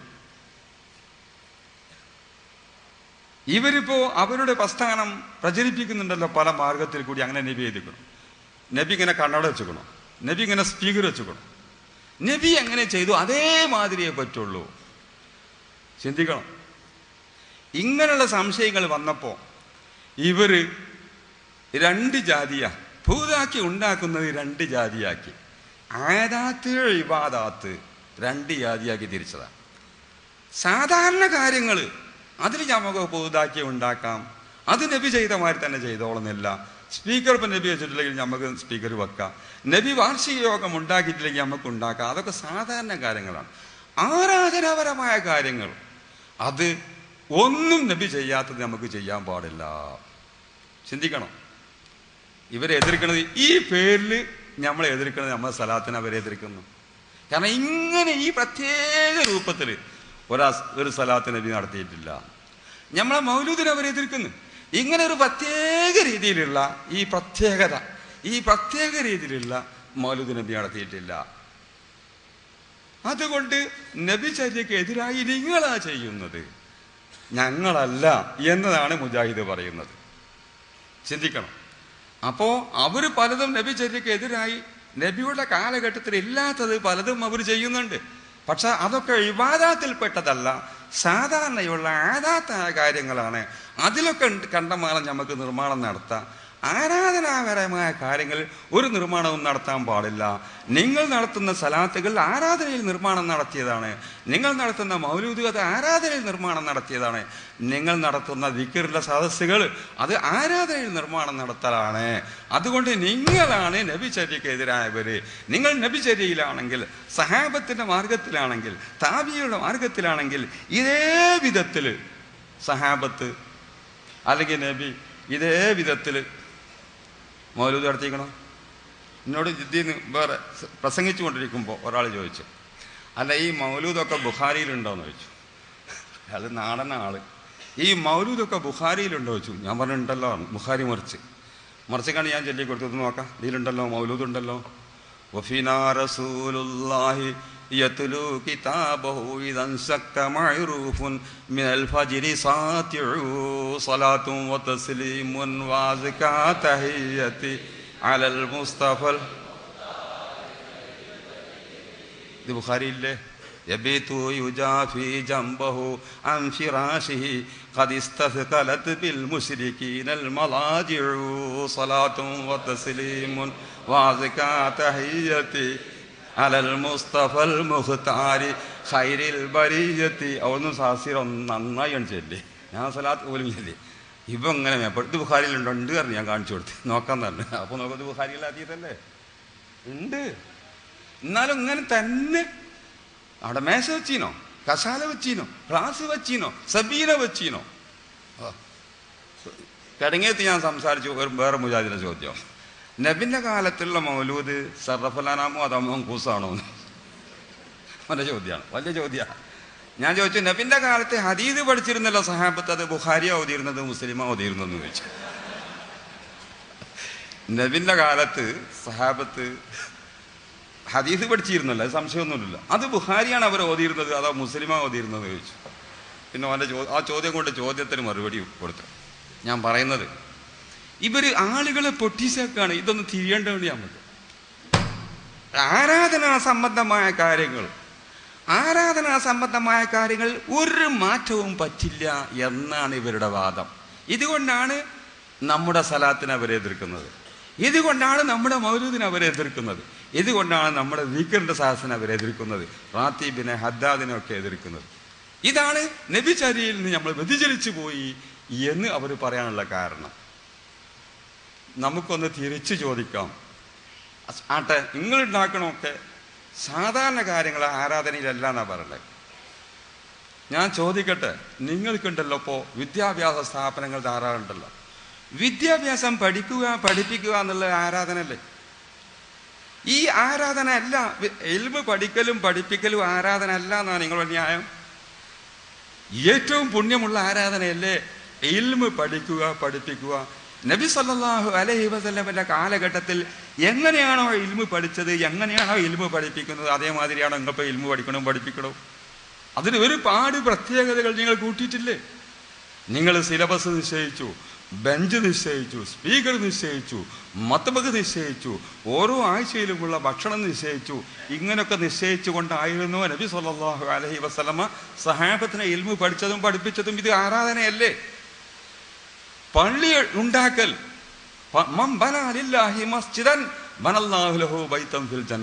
അള്ളാഹുവിന്റെ വജഹിന് വേണ്ടി ഒരാൾ പള്ളി ഉണ്ടാക്കിയാൽ അള്ളാഹു തആല ഉടനെ തന്നെ അവർക്ക് അതുപോലെയുള്ള ഒരു ബിൽഡിംഗ് സ്വർഗത്തിൽ ഉണ്ടാക്കും എന്ന് നബി സല്ലല്ലാഹു അലൈഹി വസല്ലം പറഞ്ഞിരിക്കുന്നു. എന്നാൽ നബിയുടെ കാലത്ത് നബിയും സഹാബത്തും താബീങ്ങളും താബീങ്ങളും ഉണ്ടാക്കിയ പള്ളി പോലെയാണോ മുജാഹിദീൻ എൻ്റെ പള്ളി? ഇത് പുണ്യകർമ്മമല്ലേ? എന്നിട്ട് ഈ സലഫി എന്ന് എന്നെ കൊണ്ട് പറയാൻ പറ്റണേ എങ്ങനെ? എന്നാൽ അതേമാതിരി ഞങ്ങളെ കൊണ്ട് സുന്നത്തി ജമാഅത്ത് നീ അങ്ങോട്ടും പറഞ്ഞൂടെ? അതൊന്നും അങ്ങനത്തെ ആരാധനയല്ല. ഇന്ന് പിന്നെ എങ്ങനത്തെ ആരാധന വിചാരിച്ചത്? അതൊന്നും അങ്ങനത്തെ ആരാധനയല്ല. പിന്നെ എങ്ങനത്തെ ആരാധന വിചാരിച്ചത്? ജുമാ ഖുത്ബ ആരാധനയല്ലേ? ജുമാ ഖുത്ബ ആരാധനയല്ലേ? ജുമാ ഖുത്ബക്ക് വുളു ഷർത്തല്ലേ? വെറും ഒരു പ്രസംഗമാണോ അത്? പ്രസംഗത്തിന് വുളു ഷർത്തുണ്ടോ? ജുമാ ഖുത്ബക്ക് വുളു ഷർത്തല്ലേ? ഔറത്ത് പറക്കൽ ഷർത്തല്ലേ? രണ്ടിന്റെ ഇടയിൽ ഇരിക്കൽ ഷർത്തല്ലേ? വസിയ്യത്ത് ബി തഖ്വ വേണ്ടേ? ഇങ്ങനെ ഒരുപാട് ഫർളുകളും 40ഓളം സുന്നത്തുകളും 12ഓളം ഷർത്തുകളും 6 റുക്നുകളുമുള്ള ഫർളുകളുമുള്ള ഒരു വാത്തല്ലേ ഖുത്ബ? അതും ആരാധന അല്ല എന്നാ പറഞ്ഞത്. ഇങ്ങോട്ട് ആ ഖുത്ബയിൽ എന്തേ സലഫുകൾ ചെയ്തതുപോലെ, നബി ചെയ്തതുപോലെ, സഹാബികൾ ചെയ്തതുപോലെയാണോ നിങ്ങൾ ചെയ്യുന്നത്? ആ ഖുത്ബ നിങ്ങൾ തിരുമറി നടത്തി അണ്ടി ഖുത്ബയാക്കിയില്ലേ? തേക ഖുത്ബയാക്കിയില്ലേ? അണ്ടി ഖുത്ബ, അണ്ടി കാലത്ത് അണ്ടിക്ക് വില കൂട്ടണം എന്ന് പറഞ്ഞാൽ ഖുത്ബ പോകുന്നത്. തേങ്ങക്ക് വില കുറയുമ്പോൾ തേങ്ങക്ക് വില കൂട്ടണം എന്ന് പറഞ്ഞാൽ ഖുത്ബ പോകുന്നത്. ഇങ്ങനെ തേങ്ങ ഖുത്ബ, അണ്ടി ഖുത്ബ. ഈ ഖുത്ബ നബിന്റെ കാലത്തുണ്ടേനോ? തേങ്ങക്ക് വില കയറ്റണം, ഈത്തപ്പഴക്ക് തല കയറ്റണം, വില കയറ്റണം എന്ന് പറഞ്ഞുകൊണ്ടൊരു ഖുത്ബ നബി ഓതിയോ? നീ ഈ മാറ്റം വരുത്തി നബിയുടെ മാർഗത്തിൽ നിന്ന് സഹാബത്ത് അങ്ങനത്തെ ഒരു ഖുത്ബ ഓതിയോ? താബീകൾ അങ്ങനത്തെ ഒരു ഖുത്ബ ഓതിയോ? താബീകൾ അങ്ങനത്തെ ഒരു ഖുത്ബ ഓതിയോ? അവരൊക്കെ അറബി ഭാഷയിൽ അല്ലാതെ ഒരു ഖുത്ബ ഓതിയോ? അവരൊക്കെ ഖുത്ബ ഓതിയത് ജനങ്ങൾക്ക് തിരിയണ ഭാഷയിലാണ്. അവരൊക്കെ നിസ്കരിച്ചതും തിരിയണ ഭാഷയിലാണ്. എനിക്ക് നിസ്കാരം മലയാളത്തിലായിക്കൂടെ? അവർ നിസ്കരിച്ചതും തിരിയണ ഭാഷയിലല്ലേ? ഖുത്ബ മാത്രമേ തിരിയണ ഭാഷയിലാക്കിയിട്ടുള്ളൂ. എന്നാൽ പിന്നെ നിസ്കാരവും ഞങ്ങൾക്ക് തിരിയണ ഭാഷയിലായിക്കൂടെ? നിസ്കാരം തിരിയണ ഭാഷയിലാക്കണം, മലയാളത്തിലാക്കണം എന്ന് പണ്ട് മുജാഹിദ് കുട്ടികൾ ഒരു പ്രമേയം പാസ്സാക്കിയിരുന്നു. പിന്നെ കാരണന്മാർ പറഞ്ഞു ഖുത്ബ തന്നെ ഇപ്പോൾ പൂർത്തിയായിട്ടില്ല, ഞങ്ങൾ ഇപ്പോൾ അവിടെ അടങ്ങിക്കയറി.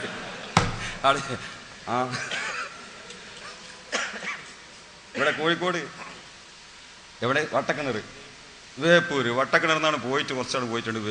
വേപ്പൂരിൽ മുജാഹിദ് കുട്ടികളെ നിസ്കാരം പരിഭാഷപ്പെടുത്തണം. പരിഭാഷപ്പെടുത്തുമ്പോൾ ഫാത്തിയൊക്കെ മറ്റേ പോലെ ഏതിലുള്ള അത് എടുത്താൽ മതിയല്ലോ, സുഖമായല്ലോ.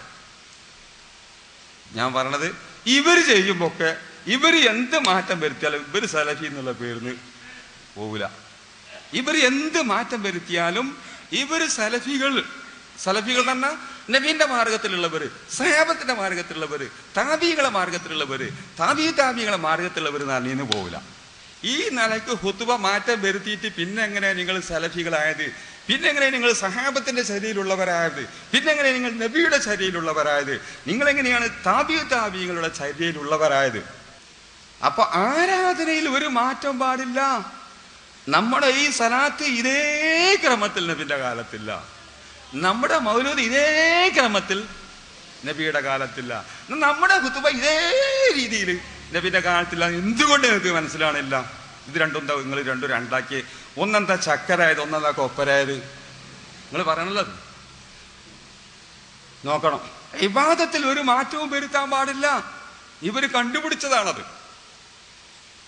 എന്നിട്ട് ഇവർ പറയുന്നു, ഇവർ സലഫികളാന്ന് പറയുന്നതിന്, ഇവർ സുന്നത്തിന്റെ ആളുകളാന്ന് പറയുന്നതിന് അർത്ഥവുമില്ല.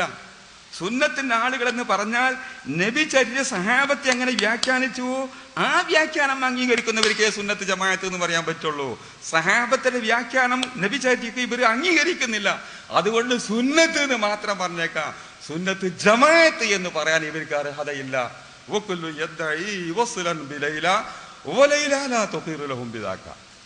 എല്ലാവരും പറയും ലൈലൈറ്റിനിക്ക് വന്നിട്ടുണ്ട്, ലൈലൈറ്റിനിക്ക് വന്നിട്ടുണ്ട് എന്ന് പറയും. ലൈല ഒരൊറ്റ കുട്ടികളെ അറിയില്ല.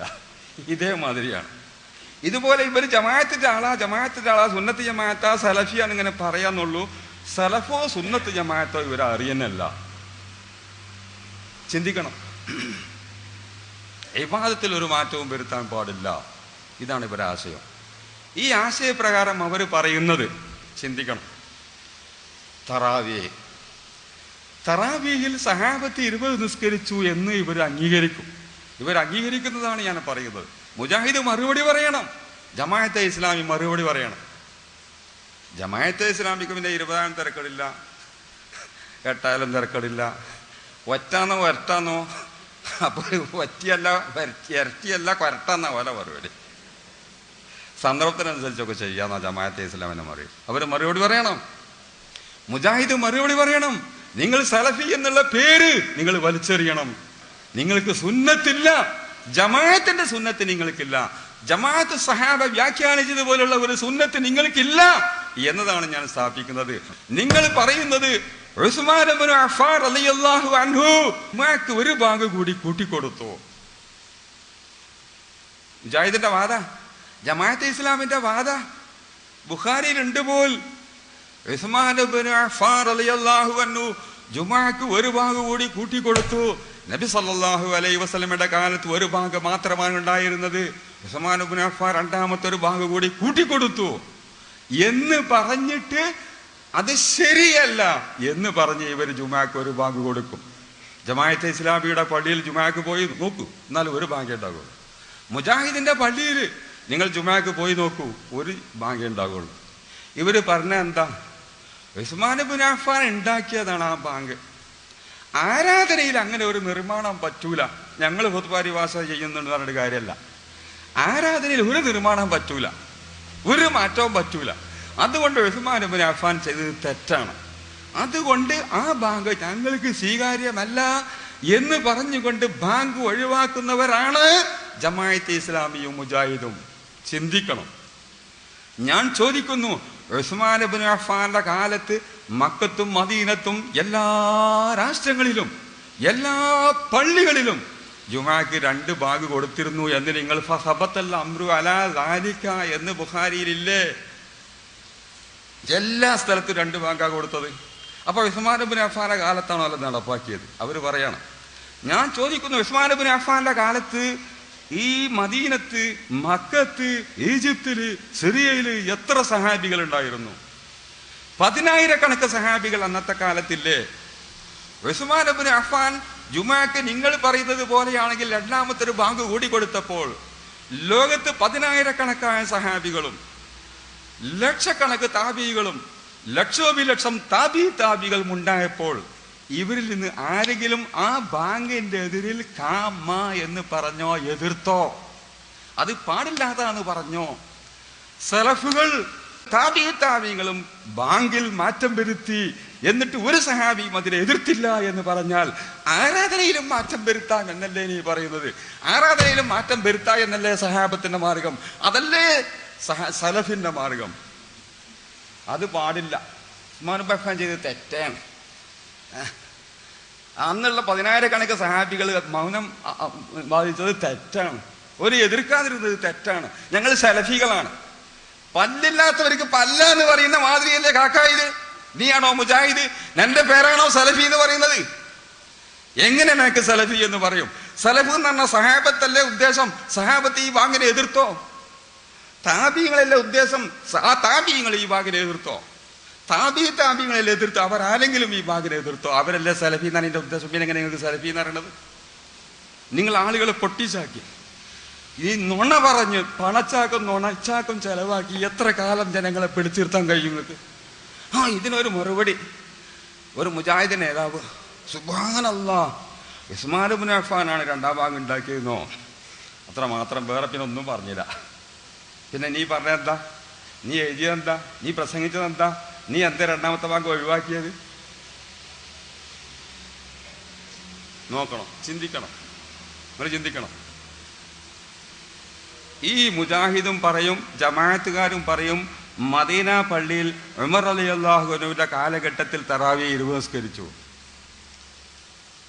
എന്നിട്ടോ നീ എന്ത് എനിക്ക് 20 പറ്റാത്തത്? അത് നബി 8 നിസ്കരിച്ചിട്ടുള്ളൂ.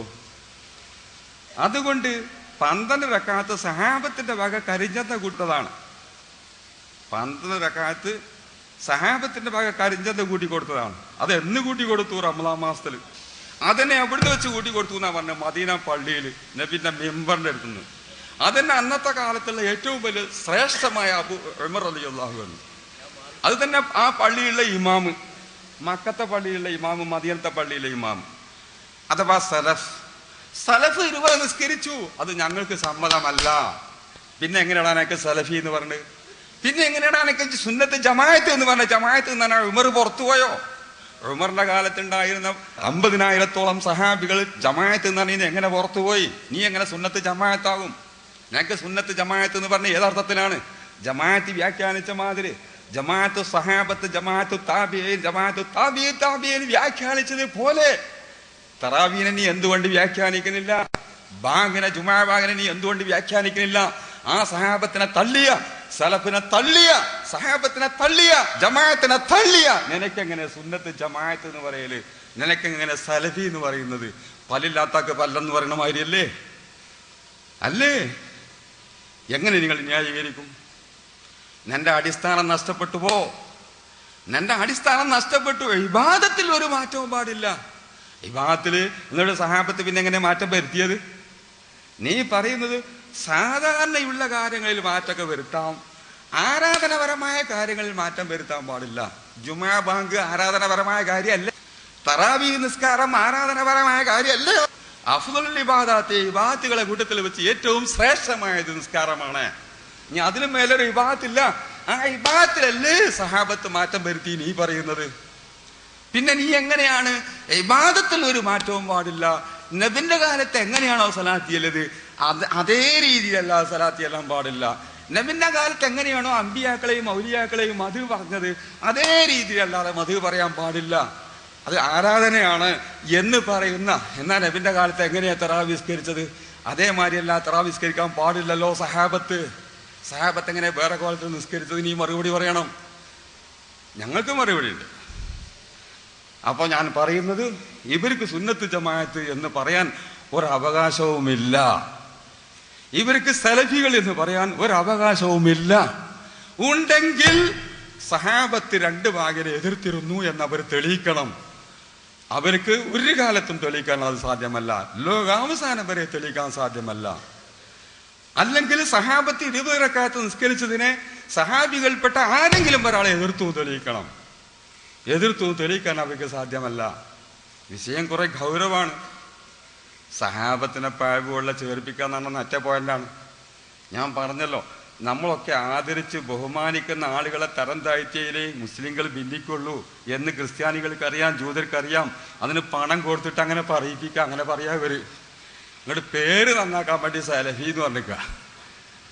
പേര് നന്നാക്കാൻ വേണ്ടി ഞങ്ങളാ സുന്നത്ത് ജമാഅത്ത് പറയാനേ ഉള്ളൂ.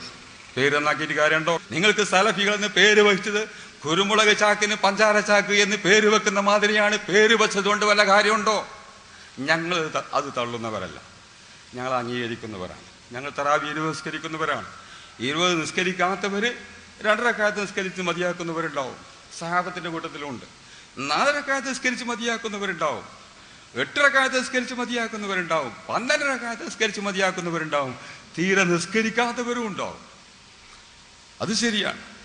പക്ഷെ തറാവീഹ് 20 നിസ്കരിക്കാം എന്ന് അംഗീകരിക്കുന്നവരാണ് ഞങ്ങൾ. സുന്നത്ത് ജമാഅത്ത് സഹാബത്തിന്റെ മാർഗത്തിലാണ് ഞങ്ങൾ.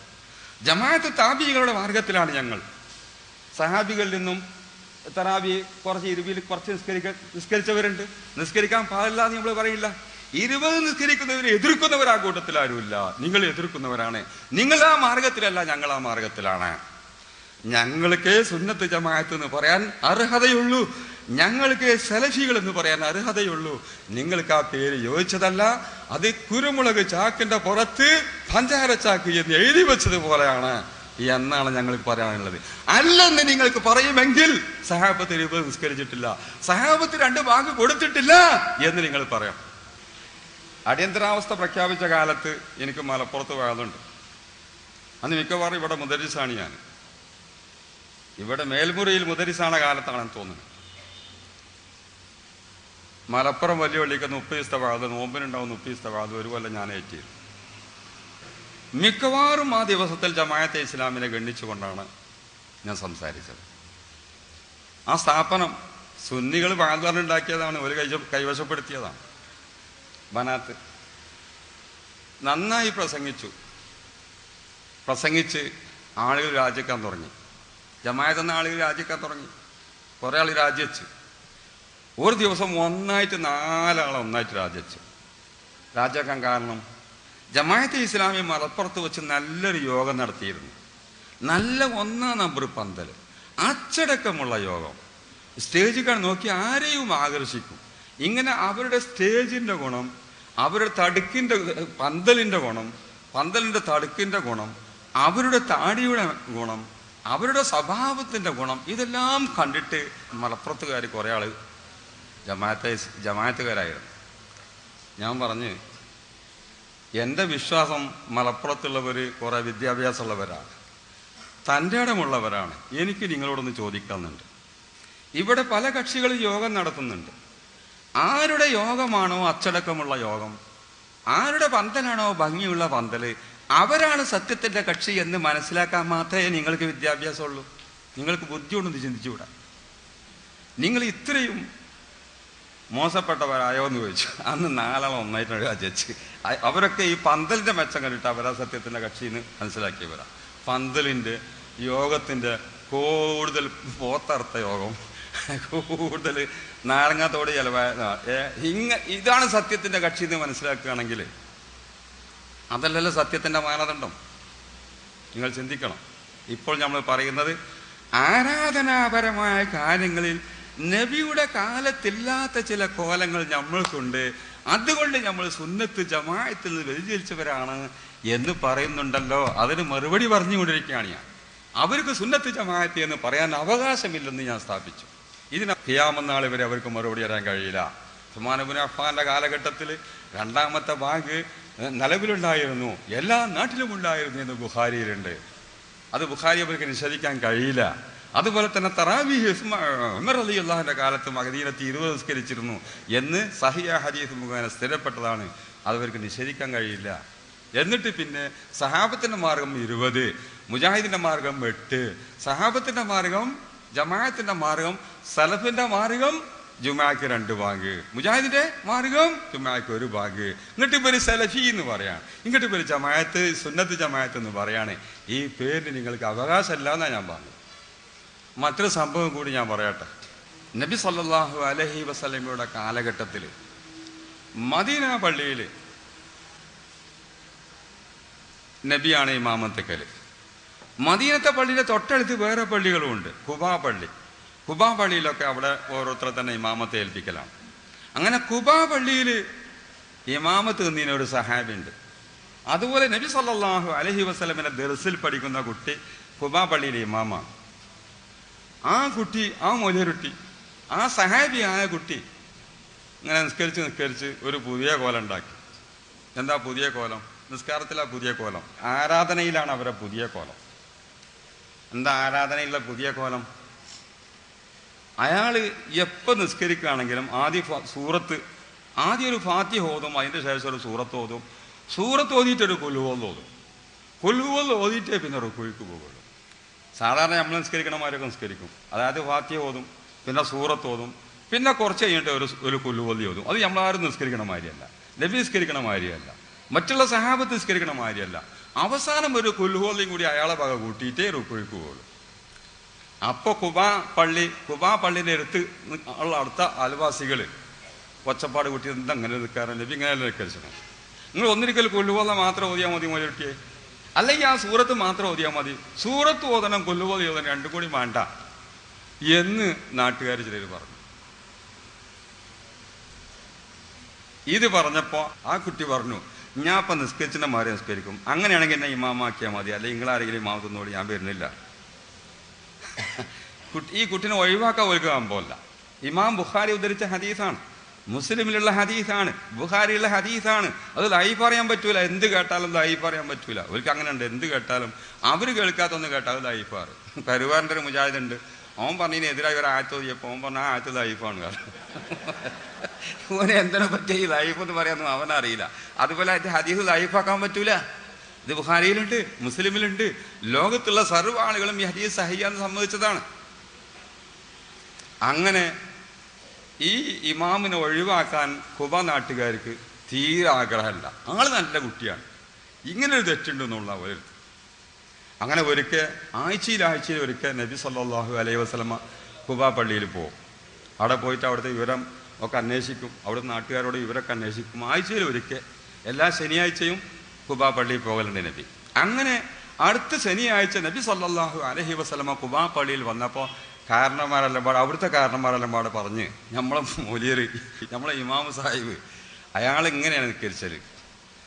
അപ്പം ഞങ്ങൾ അയാളോട് പറഞ്ഞപ്പോൾ അയാൾ കേട്ടില്ല. അയാൾ ഞാൻ നിസ്കരിച്ചാൽ അങ്ങനെ നിസ്കരിച്ചോളൂ, ഒരു സൂറത്തോതും സബ്ബീസും ഓതി അതിൻ്റെ അത് കഴിഞ്ഞാൽ പിന്നെ ഒരു കൊല്ലുവല്ല, അല്ലാത്താക്ക് ഓതിയ ശേഷം ഒരു കൊല്ലുവല്ല, അങ്ങോട്ട് റുക്കുവിക്ക് പോകുള്ളൂ. ഞങ്ങളൊന്നും പറഞ്ഞിട്ട് ആൾ കേട്ടിട്ടില്ല, തങ്ങളൊന്ന് പറഞ്ഞു നോക്കിയെന്നാണ്. നബി സല്ലല്ലാഹു അലൈഹി വസല്ലം ആ കുട്ടിനെ വിളിച്ച്, നിങ്ങളെന്താ അങ്ങനെ നിസ്കരിച്ചത്? ഏത് സൂറത്ത് ഓതി കഴിഞ്ഞാലും അപ്പം തന്നെ റുക്കുവിക്ക് പോകില്ല, പിന്നെ ഒരു കൊല്ലുകൊല്ലിയും കൂടി ഓതിയിട്ടേ റുക്കുവിക്ക് പോകുള്ളൂ. അപ്പോൾ ഈ കുട്ടി പറഞ്ഞത്, യാ റസൂലല്ലാഹി ഇന്നി ഉഹിബ്ബുഹ, എനിക്ക് ആ സൂറത്തിനോട് വല്ലാത്ത ഒരു മഹബത്താണ്, സ്നേഹമാണ്, അതുകൊണ്ട് ആ സൂറത്ത് ഓതിയിട്ടേ എനിക്ക് റുക്കുവിന് പോകാൻ കഴിയുള്ളൂ എന്ന് ഈ കുട്ടി പറഞ്ഞപ്പോൾ നബി സല്ലല്ലാഹു അലൈഹി വസല്ലമ പറഞ്ഞു, ബുഖാരി ഉദ്ധരിക്കുന്നു, മുസ്ലിം ഉദ്ധരിക്കുന്നു, ഹുബ്ബുക ഇയ്യാഹ അദ്ഖലകൽ ജന്ന, മോനെ നിനക്ക് ആ ഇഖ്ലാസ് സൂറത്തിനോടുള്ള ഖുൽ ഹുവ സൂറത്തിനോടുള്ള സ്നേഹം, ആ സ്നേഹം എന്നെ സ്വർഗത്തിൽ കടത്തി, നീ അത് മുഖേന സ്വർഗത്തിൽ കടക്കും എന്നല്ല നബി പറഞ്ഞത്, ആ സ്നേഹം എന്നെ സ്വർഗത്തിൽ കടത്തി എന്നാ നബി പറഞ്ഞത്. ഇവരൊക്കെ വിചാരിച്ചത് ആരാധനയല്ലേ, അതിലൊരു മാറ്റം പറ്റൂല എന്ന് വിചാരിച്ചു കൊണ്ടിരിക്കേന്. അതിനൊന്നും തിരക്കടില്ല, അതിലൊരു ഇങ്ങനത്തെ ഒരു മാറ്റം തിരക്കടില്ല, അതുകൊണ്ട് ഒരു കുഴപ്പവുമില്ല എന്ന് നബി സല്ലല്ലാഹു അലൈഹി വസല്ലം പഠിപ്പിച്ചു. മുജാഹിദ് ഈ ഹദീസ് ചിന്തിക്കണം. ഈ ഖുൽ ഹുവല്ലാഹ് ഓതുന്ന സമ്പ്രദായം, ഈ പ്രത്യേക രീതിയിലുള്ള നിസ്കാരം നബി സല്ലല്ലാഹു അലൈഹി വസല്ലം നിസ്കരിച്ചിട്ടില്ല, വേറുള്ള സഹാബികൾ നിസ്കരിച്ചിട്ടില്ല. ഇത് ഈ കുട്ടി മാത്രം ഉണ്ടാക്കിയതാണ്. ആരാധനയിൽ പ്രത്യേക ഒരു സ്വഭാവം ഉണ്ടാക്കിയതാണ്. ആരാധനയിൽ പ്രത്യേക ഒരു സ്വഭാവം ഉണ്ടാക്കിയപ്പോൾ നിങ്ങളുടെ ആശയമാണ് നബിക്കുണ്ടായിരുന്നുവെങ്കിൽ, നിങ്ങളുടെ ചര്യയാണ് നബിക്കുണ്ടായിരുന്നുവെങ്കിൽ, നബി പറയണം ഇത് ആരാധനയിൽ ഒരു പുതിയ സമ്പ്രദായം ഉണ്ടാക്കലാണ്, അതുകൊണ്ട് ഇത് പാടില്ല എന്ന് പറയണം. സലാത്ത്, നബിന്റെ മേലുള്ള സലാത്തിൽ ഞങ്ങൾ പുതിയ ലഫ്ള് ഉണ്ടാക്കിയത് കൊണ്ട് ഇത് നബി ചര്യ അല്ല എന്ന് പറയുന്ന മുജാഹിദുകളെ, ജമാഅത്തുകാരെ, ഞാൻ നിങ്ങളോട് ചോദിക്കുന്നു, നബി അനുവാദം കൊടുക്കാത്ത, നബി ചെയ്യാത്ത, നബി കൽപ്പിക്കാത്ത ഒരു കാര്യം ഈ സഹാബി ചെയ്തപ്പോൾ നബി സല്ലല്ലാഹു അലൈഹി വസല്ലമ മറ്റ് ഇസ്ലാമിന്റെ ആശയാദർശങ്ങൾക്കും പരിധികൾക്കും എതിരല്ലാത്തത് കൊണ്ട് നബി അത് അംഗീകരിക്കുകയാണ് ചെയ്തത്. അത് നബി ചെയ്യാത്തതാണെങ്കിലും മറ്റ് സഹാബികൾ ചെയ്യാത്തതാണെങ്കിലും ഇതാണ് നബിയുടെ ചര്യ. നിങ്ങൾ നബിയുടെ ചര്യയിൽ നിന്ന് വ്യതിചരിച്ചു പോയിരിക്കുന്നു. ഇസ്ലാമിന്റെ നിയമങ്ങൾക്കെതിരല്ലാത്ത ഒരു കാര്യം, ഇസ്ലാമിന്റെ നിയമങ്ങൾക്കെതിരല്ലാത്ത ഒരു കാര്യം ആരാധനയിൽ തന്നെ പുതുതാക്കി ഉണ്ടാക്കിയാലും അള്ളാഹും റസൂലും വിരോധിക്കാത്തതാകുമ്പോൾ അത് വിരോധിക്കുക എന്നുള്ളത് മതം നിർമ്മാണം ഉണ്ടാക്കുകയാണ്, മതത്തിൽ നിർമ്മാണ പ്രവർത്തനം നടത്തുകയാണ് മുജാഹിദേ നീ ചെയ്യുന്നത്, ജമാഅത്തുകാരാ നീ ചെയ്യുന്നത്. ഇങ്ങനെയുള്ള ഒരു സലാത്ത് നബി വിരോധിച്ചിട്ടുണ്ടോ? നബി വിരോധിക്കാത്തത് വിരോധിക്കാൻ ആരധികാരം തന്നു എന്ന് മുജാഹിദിനോട് ഞാൻ ചോദിക്കുന്നു. ഇങ്ങനെയുള്ള മൗലൂദ് നബി വിരോധിച്ചിട്ടുണ്ടോ? നബി വിരോധിക്കാത്ത മൗലൂദ് വിരോധിക്കാൻ മൗദൂദി, വഹാബി, സലഫി നനക്കാർ അധികാരം തന്നു ഞാൻ ചോദിക്കുന്നു. നബി വിരോധിക്കാത്തത് നിങ്ങളെ തറവാട് സ്വത്താണോ ഇത്? നീ സ്വന്തം ഒരു കാര്യം വിരോധിക്കുകയാണെങ്കിൽ എൻ്റെ ഭാര്യയ്ക്ക് അത് ബാധകമുള്ളൂ, മുസ്ലിം സമൂഹത്തിന് അത് ബാധകമല്ല. നബി വിരോധിക്കാത്തൊരു കാര്യം വിരോധിക്കാൻ നിനക്കാർ അധികാരം തന്നു ഞാൻ ചോദിക്കുന്നത്. ഈ സഹാബി ഇങ്ങനെയുള്ള ഒരു നിസ്കാരം ഭൂതാക്കി ഉണ്ടാക്കിയപ്പോൾ ഇത് ആരാധനയിലാണ്, ഇതിൽ യാതൊരു മാറ്റവും പറ്റില്ല എന്ന് പറയുന്ന നമ്മളെ സലാത്ത് നാരിയ സലാത്ത് അങ്ങനെ സലാത്ത് നബി ചൊല്ലിക്കണോ? ചെല്ലണ്ടെന്നാ ഞാൻ പറഞ്ഞത്. നമ്മൾ മങ്കൂസ് മൗലൂദും ഇങ്ങനെ ഒരു മൗലൂദിന് ഓതിക്കണോ നമ്മൾ ചോദിച്ചില്ലേ?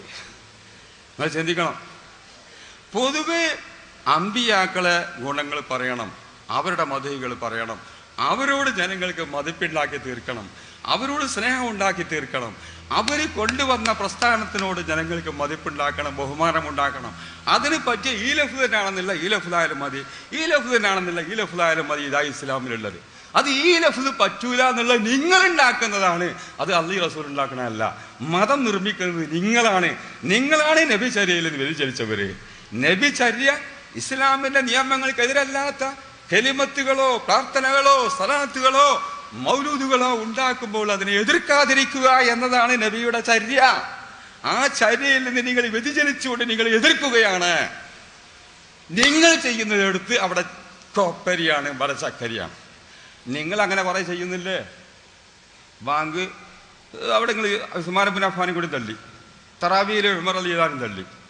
എന്നാലോ നിങ്ങൾ ഉണ്ടാക്കണില്ലേ? നിങ്ങളിപ്പോ ജുമാ ഖുത്ബയിൽ ഉണ്ടാക്കിയോ? അവിടത്തെ അത് ചക്കരയായി. അവിടെ നിങ്ങൾ മാറ്റം വരുത്തിയത് പോരാ, ചിന്തിക്കണം. വഹാബികൾ നമ്മളെ തെൽക്കീനുണ്ടല്ലോ, മരിച്ചാൽ നമ്മൾ തെൽക്കീൻ ചൊല്ലി കൊടുക്കുമല്ലോ. ഈ തെൽക്കീൻ അവർ കളിയാക്കുക. ട്യൂഷൻ എന്ന് പറഞ്ഞാൽ ട്യൂഷൻ കൊടുക്കുക, മയ്യത്തിന് ട്യൂഷൻ കൊടുക്കുക എന്ന് പറഞ്ഞ് കളിയാക്കുക. വേണ്ട, നിങ്ങളെടുക്കലുണ്ട് തെസ്ബീത്ത്. നമ്മളെ തെൽക്കീന് പകരം അവർ തെസ്ബീത്താ ചൊല്ലല്. എന്താ തെസ്ബീത്ത്? മരിച്ചു കഴിഞ്ഞാൽ ഖബറടക്കുമ്പോൾ അല്ലാഹുമ്മ സബ്ബിത്ഹു ഇൻദ സുആൽ, അല്ലാഹുമ്മ അൽഹിമുൽ ജവാബ്, ഇങ്ങനെ മുജാഹിദെല്ലാം പാടെ കൂടി ചെല്ലല. ഇത് മുജാഹിദും ചൊല്ലും. നമ്മൾ തെൽക്കീൻ എങ്ങനെ ഇല്ലാതാക്കാൻ വേണ്ടിയിട്ട് അവരിലുണ്ട്. നമ്മൾ മുമ്പേ ചെല്ലുന്ന ആൾക്കാരാണ്. ഇവർ നമ്മൾ തെൽക്കീനെ കളിയാക്കിയും കൊണ്ട് ഇത് ചെല്ലും. മുജാഹിദേ, നീ എന്നോടൊരു ചോദ്യം. ഈ നീ ചൊല്ലിക്കൊടുക്കുന്ന ആ ലഫ്ള് അല്ലാഹുമ്മ സബ്ബിത്ഹു ഇൻദ സുആൽ, അല്ലാഹുമ്മ അൽഹിമുൽ ജവാബ്, അല്ലാഹുമ്മ ജാഫിൽ ഖബ്റ അൻ ജംബൈ എന്ന് നീ ചൊല്ലിക്കൊടുക്കുന്ന ഈ പദം ഏതെങ്കിലും ഒരു ലൈഫായ ഹദീസിൽ പോലും കാണിച്ചു തരാൻ കഴിയുമോ സലഫി? നിങ്ങൾ ഉണ്ടാക്കിയ പ്രാർത്ഥനയല്ലേ അത്? ഹദീസിൽ ഉണ്ടാകുക. നിങ്ങൾക്ക് ദ്വാ ഉണ്ടാക്കാന്ന് ഞങ്ങൾക്ക് ദ്വാ ഉണ്ടാക്കാൻ പറ്റില്ല. നിങ്ങൾക്ക് ദ്വാ ഉണ്ടാക്കുമ്പോൾ ചക്കരി, ഞങ്ങൾക്ക് ദ്വാ ഉണ്ടാകുമ്പോൾ കൊപ്പരിയാണ്. എങ്ങനെ? നിങ്ങൾ ദ്വാ ഉണ്ടാക്കുമ്പോൾ സുർക്ക, ഞങ്ങൾ ഉണ്ടാക്കുമ്പോൾ ശിർക്ക്. അതെങ്ങനെ? എന്ത് വ്യത്യാസമാണുള്ളത്? മുജാഹിദ് മറുപടി പറയണം. നിങ്ങൾ കൂട്ടായി ചൊല്ലിക്കൊടുക്കുന്ന തസ്ബീത്ത്, ആ തസ്ബീത്തിന്റെ സീറ, ഞങ്ങൾ ചെല്ലുന്ന സലാത്ത്, നബിയുടെ പേരിൽ ചെല്ലുന്ന സലാത്ത്, മാജിലിൽ ചെല്ലുന്ന സലാത്ത്, അതിന് ലഫ്ള് ബുഖാരിയിലില്ല, അതിന് ലഫ്ള് മുസ്ലിമിലില്ല എന്ന് പറയുന്ന മുജാഹിദേ, ഞാൻ എന്നോട് ചോദിക്കുന്നു, നിങ്ങൾ ചൊല്ലിക്കൊടുക്കുന്ന തസ്ബീത്ത് ബുഖാരിയിലുണ്ടോ, മുസ്ലിമിലുണ്ടോ, അല്ലെങ്കിൽ മിസ്കാത്തിലുണ്ടോ, അല്ലെങ്കിൽ ഏതെങ്കിലും ഒരു ഹദീസിന്റെ കിതാബിലുണ്ടോ? ഒരു ലൈഫായ ഹദീസ് നിങ്ങൾക്ക് സ്ഥാപിക്കാൻ കഴിയോ? നിങ്ങൾക്ക് ദ്വാ ഉണ്ടാക്കാൻ അവിടെ പറ്റും ചക്കര, ഞങ്ങൾക്ക് ദ്വാന്റെ ലഫ്ളൊന്നും ഉണ്ടാക്കാൻ പോയില്ല. അവിടെ കൊപ്പര ഇതെന്താ? ഇങ്ങോട്ട് നിങ്ങളാണോ സലഫികള്?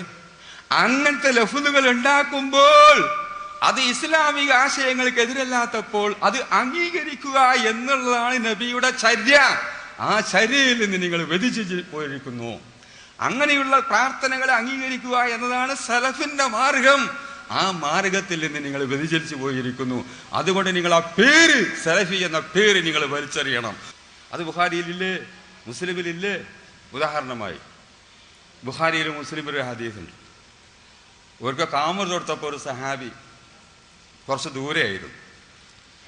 അയാൾ റുക്കുവിക്ക് എത്തിച്ചേരാൻ വിചാരിച്ച് പെട്ടെന്ന് വേഗത്തിൽ പള്ളിയിലേക്ക് കണ്ട് ഓടിച്ചെന്ന് റുക്കുവിൽ തന്നെ കൂർന്ന് വിചാരിച്ചു. റുക്കുവിൽ നിന്ന് ഉയർന്ന് എഴുത്തിനാലിക്ക് എത്തിയപ്പോൾ അയാള് അല്ലാഹുമ്മ റബ്ബനാ ലക്കൽ ഹംദു ഹംദൻ കസീറൻ തയ്യിബൻ മുബാറകൻ ഫീഹി എന്ന ദിക്റാണ് ഉണ്ടാക്കിയാൽ ചൊല്ലിപ്പോയി. അത് ഉറക്കേ ഏറ്റുതാലൊരു ദിക്കറ് ഇയാൾ ഉണ്ടാക്കിയാൽ ചെല്ലും. ഹംദൻ കസീറും തയ്യൂബൻ മുബാറക്കും നല്ല നല്ല ചെടി ദിക്കറ ഉണ്ടാക്കി. നമ്മൾ സ്ഥലത്തിലൊക്കെ നല്ല ലഫ്ദ് നോക്കി തിരഞ്ഞെടുക്കണ മാതിരി അയാളൊരു ലഫ്ദ് ഹംദിന് ഏറ്റുതാലിൽ ചെല്ലാളൊരു ദിക്കറ അയാൾ ആണ് ചെല്ല്. നബി അത് ചെയ്തിട്ടില്ല, സഹാബികളെ ചെയ്തിട്ടില്ല. ഇയാൾ തൽക്കാലം ശ്വാസം മുട്ടിയപ്പോൾ അങ്ങോട്ട് ചെല്ലി റൈസായിയാണ് ചെല്ലി ഉസാറായതാ. സലാം കൂടി നബി സല്ലല്ലാഹു അലൈഹി വസല്ലമ ആരാണ് റുക്കുവിൽ ആ ദിക്റ് ചൊല്ലിയതെന്ന് ചോദിച്ചു. അപ്പോൾ ഇയാൾ പേടിച്ച് മുണ്ടിയില്ല. ഉസ്താദ് ചോദിച്ചപ്പോൾ കുട്ടികൾ മുണ്ടൂലല്ലോ. രണ്ടാമത്തെ വട്ടം നബി ചോദിച്ചു ആരാണ് ആ ദിക്റ് ചൊല്ലിയ ആളെന്ന് ചോദിച്ചു. അപ്പോഴും ഇയാൾ മുണ്ടില്ല.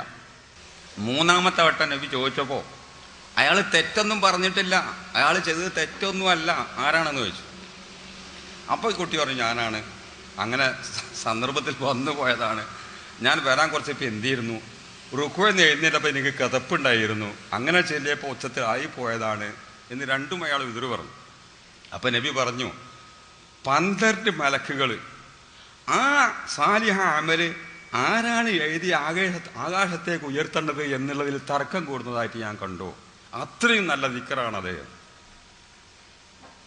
ബുഖാരി, മുസ്ലിം, മുജാഹിദ് എന്ത് പറയുന്നു? ഈ ഹദീസിന്റെ തഹത്തിൽ ഇബ്നു ഹജർ ഹസ്കലാനി ഫത്ഹുൽ ബാരിയിൽ എഴുതുന്നു, നിസ്കാരത്തിൽ ദുആന്റെ ലഫ്ളൊക്കെ ഒന്ന് കൂട്ടി ദിക്റിന്റെ ലഫ്ളൊക്കെ ഒന്ന് കൂട്ടി വകയായിട്ട് കൂട്ടിച്ചിട്ട് കുഴപ്പമില്ല എന്നുള്ള ഇനി ഹദീസ് തെളിവാണെന്ന്.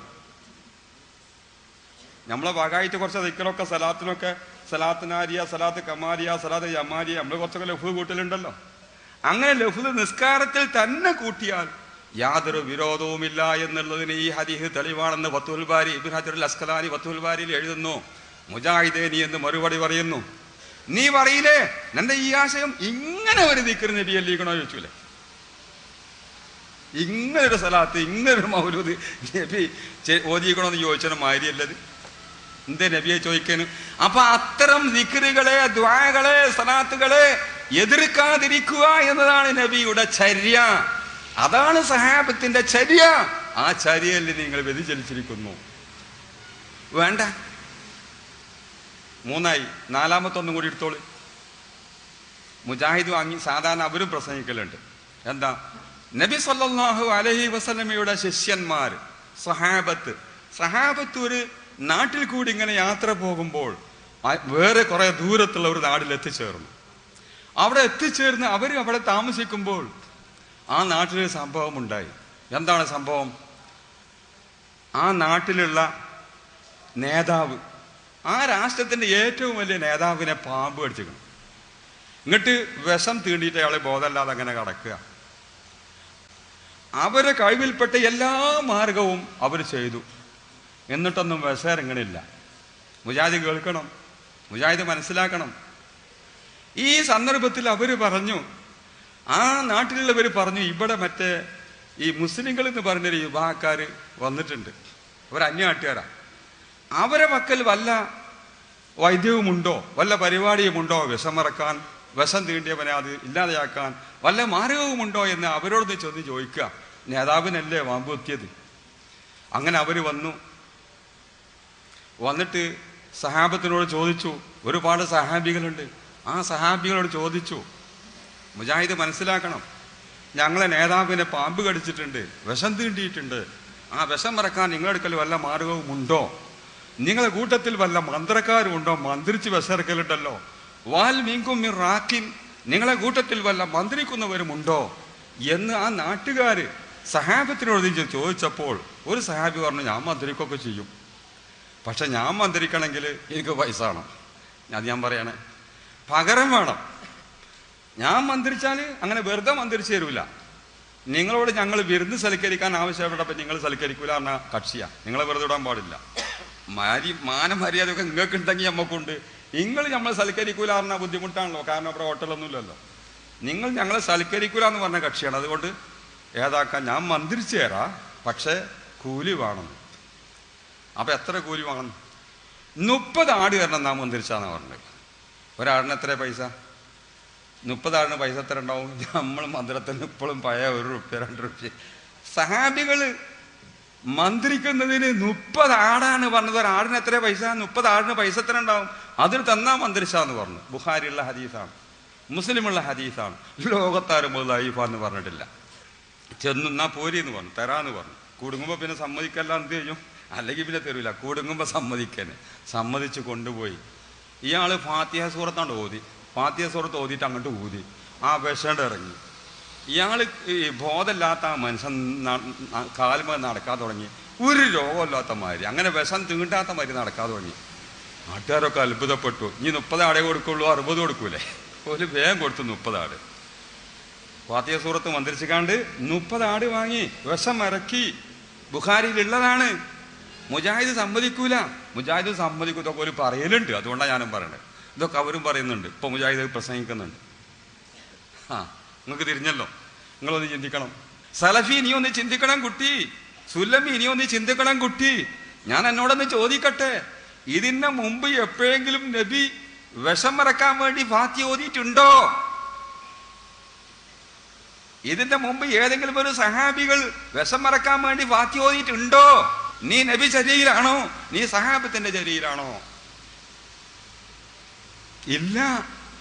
ഇതിന്റെ മുമ്പ് നബി സല്ലല്ലാഹു അലൈഹി വസല്ലം അങ്ങനെ വിസറക്കാൻ വേണ്ടി ഫാത്തിഹ സൂറത്ത് ഓതി മന്ത്രിച്ചിട്ടില്ല.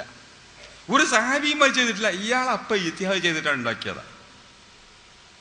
ചിന്തിക്കണം. 30 ആട് വാങ്ങി നമ്മളിപ്പോ തന്നെ തിന്നല്ലേ എന്ന് മറ്റുള്ളവരെ നിങ്ങൾക്ക് പൈസ കുറെ കിട്ടി. ആ സഹാബി പറഞ്ഞു, ഞാനൊരു മന്ത്രക്കാരൻ, അങ്ങനെ മന്ത്രമൊന്നും അല്ല. ഖുർആനല്ല അള്ളാന്റെ കലാമല്ല, അത് ഓതിയാൽ അള്ളാഹ് സ്വീകരിക്കുമല്ലോ. ഖുർആൻ അള്ളാന്റെ കലാം ഓതിയാൽ അള്ളാഹ്ക്ക് ഇഷ്ടം ഉണ്ടാവും, ഉറപ്പല്ലേ? അപ്പൊ അള്ളാന്റെ ഇഷ്ടപ്പെട്ട ആളായി കണ്ട് അള്ളാണ് പറഞ്ഞാൽ വിസറക്കുന്നുള്ള വിശ്വാസം എനിക്കുള്ളത്. ഏതായാലും നമ്മൾ നബിനോടൊന്ന് ചോദിച്ചിട്ട് തിന്നാ. മദീനത്ത് ചെന്നോട് ബേക്ക് നബിനോട് പത്ത് കഴിച്ചു. അപ്പോ യാതൊരു കുഴപ്പവുമില്ല, ആ ആടിഞ്ഞ് ബാക്കിയുണ്ടെങ്കിൽ ഞാൻ തിന്നോളാം എന്നാണ് നബി പറഞ്ഞത്. ബുഖാരിയുള്ളതല്ല. നമ്മൾ ചിന്തിക്കണ എന്താ? 2 കാര്യം ചിന്തിക്കാണ്ട്. നബി സല്ലല്ലാഹു അലൈഹി വസല്ലമയുടെ ചര്യ, നിങ്ങളുടെ മുജാഹിദുകളെ, ജമാഅത്തുകാരെ, നിങ്ങളുടെ ചര്യയാണ് നബിക്കുണ്ടായിരുന്നുവെങ്കിൽ ഞാൻ മുമ്പ് ഫാത്തിഹ ഓതിയിട്ടുണ്ടോ? നിങ്ങളിത് ആരാധനയല്ലേ? ഇത് മന്ത്രല്ലേ? ഇത് പ്രാർത്ഥനയല്ലേ? പ്രാർത്ഥന എന്ന് പറഞ്ഞാൽ ആരാധനയല്ലേ? ഇത് എന്ന് പറഞ്ഞാൽ ഭൂതാക്കി ഉണ്ടാക്കാൻ പറ്റുമോ? അത് ഞാൻ കണ്ടെങ്കിലല്ലേ പറ്റുള്ളൂ എന്ന് പറഞ്ഞ് നബി ചാടണ്ടേ? ഇത് വിദഅത്താണ്. ഒരു സലാത്തിന് ലഫ്സിൽ കുറച്ചൊന്നും നമ്മൾ കൂട്ടുമ്പോക്ക്, മൗലൂദില് ഒരു എസരി നമ്മൾ എടുക്കുമ്പോക്ക് ചാടുന്ന ആൾക്കാര് ഇത് ഞാൻ ചെയ്തിരിക്കണോ? വേറെ വല്ല സഹാബികൾ ചെയ്തിരിക്കണോ? നിങ്ങളത് പുതുതാക്കി ഉണ്ടാക്കിയതല്ലേ? ഇതെങ്ങനെയാ പാടുണ്ടോ എന്നല്ലേ ചോദിക്കേണ്ടത്. നബി സല്ലല്ലാഹു അലൈഹി വസല്ലമ ഫാത്തിഹ ഓതി മന്ത്രിച്ച് രോഗം മാറ്റുന്നത് ഇസ്ലാമിന്റെ ആശയങ്ങൾക്കും തത്വങ്ങൾക്കും എതിരല്ല. അതുകൊണ്ട് ഇത് എതിർക്കപ്പെടേണ്ടതല്ല. ആയത്തിൽ ഇതിന് എതിര് വന്നിട്ടില്ല, ഹദീസിൽ ഇതിന് എതിര് വന്നിട്ടില്ല. ഇത് ഈ വാസ്തവത്തിൽ കൽപ്പിച്ചിട്ടില്ലെങ്കിലും എതിര് വന്നിട്ടില്ല. അതുകൊണ്ട് വിരോധിക്കാത്ത, അള്ളാഹു വിരോധിക്കാത്തൊരു കാര്യം വിരോധിക്കാൻ എനിക്ക് അവകാശമില്ല എന്ന് വെച്ചിട്ട് വിരോധിക്കാതിരിക്കുകയാണ്, അതിനെ പ്രോത്സാഹിപ്പിക്കുകയാണ് ചെയ്തത്. അതാണ് നബി സല്ലല്ലാഹു അലൈഹി വസല്ലമ പറഞ്ഞത്, മൻ സന്ന ഫിൽ ഇസ്ലാമി സുന്നത്തൻ ഹസനത്തൻ ഫലഹു അജ്റുഹാ വഅജ്റു മൻ അമല ബിഹാ. നല്ലൊരു കാര്യം അത് നബി ചെയ്തിട്ടില്ല, സഹാബത്ത് ചെയ്തിട്ടില്ല എങ്കിലും അത് ഉണ്ടാക്കിയാൽ അത് അവർക്ക് അതുണ്ടാക്കിയ കൂലിയുണ്ട്. മാത്രമല്ല അതനുസരിച്ച് പിന്നീട് ആരെങ്കിലും ചെയ്താൽ അതിന്റെ പ്രതിഫലവുമുണ്ട് എന്നാ നബി സല്ലല്ലാഹു അലൈഹി വസല്ലം പറഞ്ഞത്. ഇമാം മുസ്ലിം ഉദ്ധരിച്ച ഹദീസാണ്. നീ പറഞ്ഞ മാതിരിയാണെങ്കിൽ പിന്നെ മൻ സന്ന ഫിൽ ഇസ്ലാമി എന്ന് പറയുന്ന വല്ലതും ഉണ്ടാകും. അതുകൊണ്ട് ഞാൻ പറയുന്നത്, സലാത്തിന്റെ ലഫ്ള് നബി സല്ലല്ലാഹു അലൈഹി വസല്ലം വിരോധിക്കാത്ത ഏതൊരു ലഫ്ളും കൊണ്ടുവരാം. അതൊരു പ്രാർത്ഥനയാണ്. പ്രാർത്ഥനയെ സംബന്ധിച്ച് നബി സല്ലല്ലാഹു അലൈഹി വസല്ലം പറഞ്ഞത്, പ്രാർത്ഥനയ്ക്ക് പറ്റിയ പദം അവൻ തിരഞ്ഞെടുത്തോട്ടെ എന്നാണ് നബി പറഞ്ഞത്. അത് എതിർക്കാൻ അവകാശമില്ല എന്നാണ് നബി പറഞ്ഞത്. ഇങ്ങനെ ഒരുപാട് ഉദാഹരണങ്ങളുണ്ട്. ഞാൻ പറയുന്നത്, ഈ ഇസ്ലാമിക ആശയങ്ങൾ ആരും തെറ്റിദ്ധരിക്കരുത്. ആരാധനയിലും കണ്ടമാനം എങ്ങനെയും ഓരോരുത്തർക്കും ഉണ്ടാക്കാം എന്നല്ല പറഞ്ഞത്. ഇസ്ലാമിൻ്റെ അടിസ്ഥാന ആശയങ്ങൾക്കും പരിധികൾക്കും പുറത്തു പോകാത്തതാകുമ്പോൾ അത് നബി ചെയ്തിട്ടില്ല എന്നതിൻ്റെ പേരിൽ മാത്രം അത് ആക്ഷേപിക്കപ്പെട്ടതാകൂല. അത് ആക്ഷേപിക്കപ്പെട്ടതാകണമെങ്കിൽ, അത് ദുരാചാരമാകണമെങ്കിൽ, അത് സദാചാരമല്ലാതിരിക്കണമെങ്കിൽ അത് ആയത്തിൻ്റെയോ ഹദീസിൻ്റെയോ അടിസ്ഥാനത്തിൽ അത് പാടില്ല എന്ന് തെളിയണം. ആയത്തിൽ അങ്ങനെ ഒരു സലാത്ത് ചെല്ലരുത് എന്ന് പറയണം, അല്ലെങ്കിൽ ആയത്തിൽ അങ്ങനെ ഒരു മൗലൂദ് പാടില്ല എന്ന് പറയണം, അല്ലെങ്കിൽ ഹദീസിൽ അങ്ങനെ പാടില്ല എന്ന് പറയണം. ഇങ്ങനെ ആയത്തിലും ഹദീസിലും വരാത്തത് എതിർക്കാൻ സലഫികളെ നിങ്ങൾക്ക് അധികാരമില്ല, അവകാശമില്ല. മതം ഉണ്ടാക്കാൻ നിങ്ങൾക്ക് അവകാശമില്ല. ആദരവായ റസൂലുള്ളാഹി സ്വല്ലല്ലാഹു അലൈഹി വസല്ലമ ഇങ്ങനെയുള്ള മൗലൂദിനെ എതിർത്തിട്ടില്ല. ആദരവായ റസൂലുള്ളാഹി സ്വല്ലല്ലാഹു അലൈഹി വസല്ലമയുടെ ചര്യയിൽ ഇങ്ങനെയുള്ള പ്രാർത്ഥനകളെ എതിർക്കുന്നത് നബിയുടെ ചര്യയല്ല. ഇങ്ങനെയുള്ള ദിക്റിന്റെ സാക്ഷികളെ എതിർക്കൽ നബിയുടെ ചര്യയല്ല. നബിയുടെ ചര്യ അല്ലാത്തതിനോട് പിൻപറ്റിയും കൊണ്ട് നിങ്ങൾ നബിയുടെ ചര്യ സ്വീകരിച്ചവരാണെന്ന് പറയുകയാണ്. നിങ്ങൾ തെറ്റിദ്ധരിച്ചവരാണ്. നിങ്ങൾ അള്ളാഹും റസൂലും വിരോധിക്കാത്തത് വിരോധിക്കുകയാണ് ചെയ്യുന്നത്. ഇത് മുഖേന നിങ്ങളാണ് മുബ്തദിയാകുന്നത്, ഞങ്ങളല്ല. നിങ്ങളാണ് നബി ചര്യയിൽ നിന്ന് വ്യതിചലിച്ചു പോകുന്നത്, ഞങ്ങളല്ല.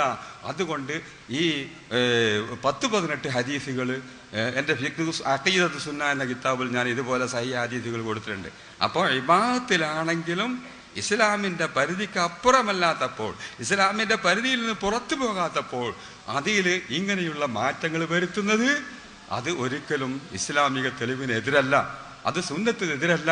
അത്തരം കാര്യങ്ങളെ എതിർക്കലാണ് സുന്നത്തിന് എതിരെ. ആ സുന്ന നബിചര്യയെ ജമാഅത്ത് സഹാബത്ത് ഇങ്ങനെയാണ് വ്യാഖ്യാനിച്ചത്, നിങ്ങൾ വ്യാഖ്യാനിച്ച മാതിരിയല്ല. അതുകൊണ്ട് നിങ്ങൾക്ക് സുന്നത്ത് ജമാഅത്ത് എന്ന് പറയാനും അർഹതയില്ല, സലഫികൾ എന്ന് പറയാനും അർഹതയില്ല.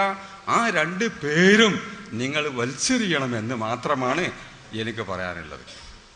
സത്യം സത്യമായി മനസ്സിലാക്കാനും അതനുസരിച്ച് പ്രവർത്തിക്കാനും അല്ലാഹു സുബ്ഹാനഹു തആല നമുക്കെല്ലാവർക്കും തൗഫീഖ് ചെയ്യുമാറാവട്ടെ എന്ന് പ്രാർത്ഥിച്ചുകൊണ്ട് ഞാൻ സംസാരം അവസാനിപ്പിക്കുന്നു. അസ്സലാമു അലൈക്കും.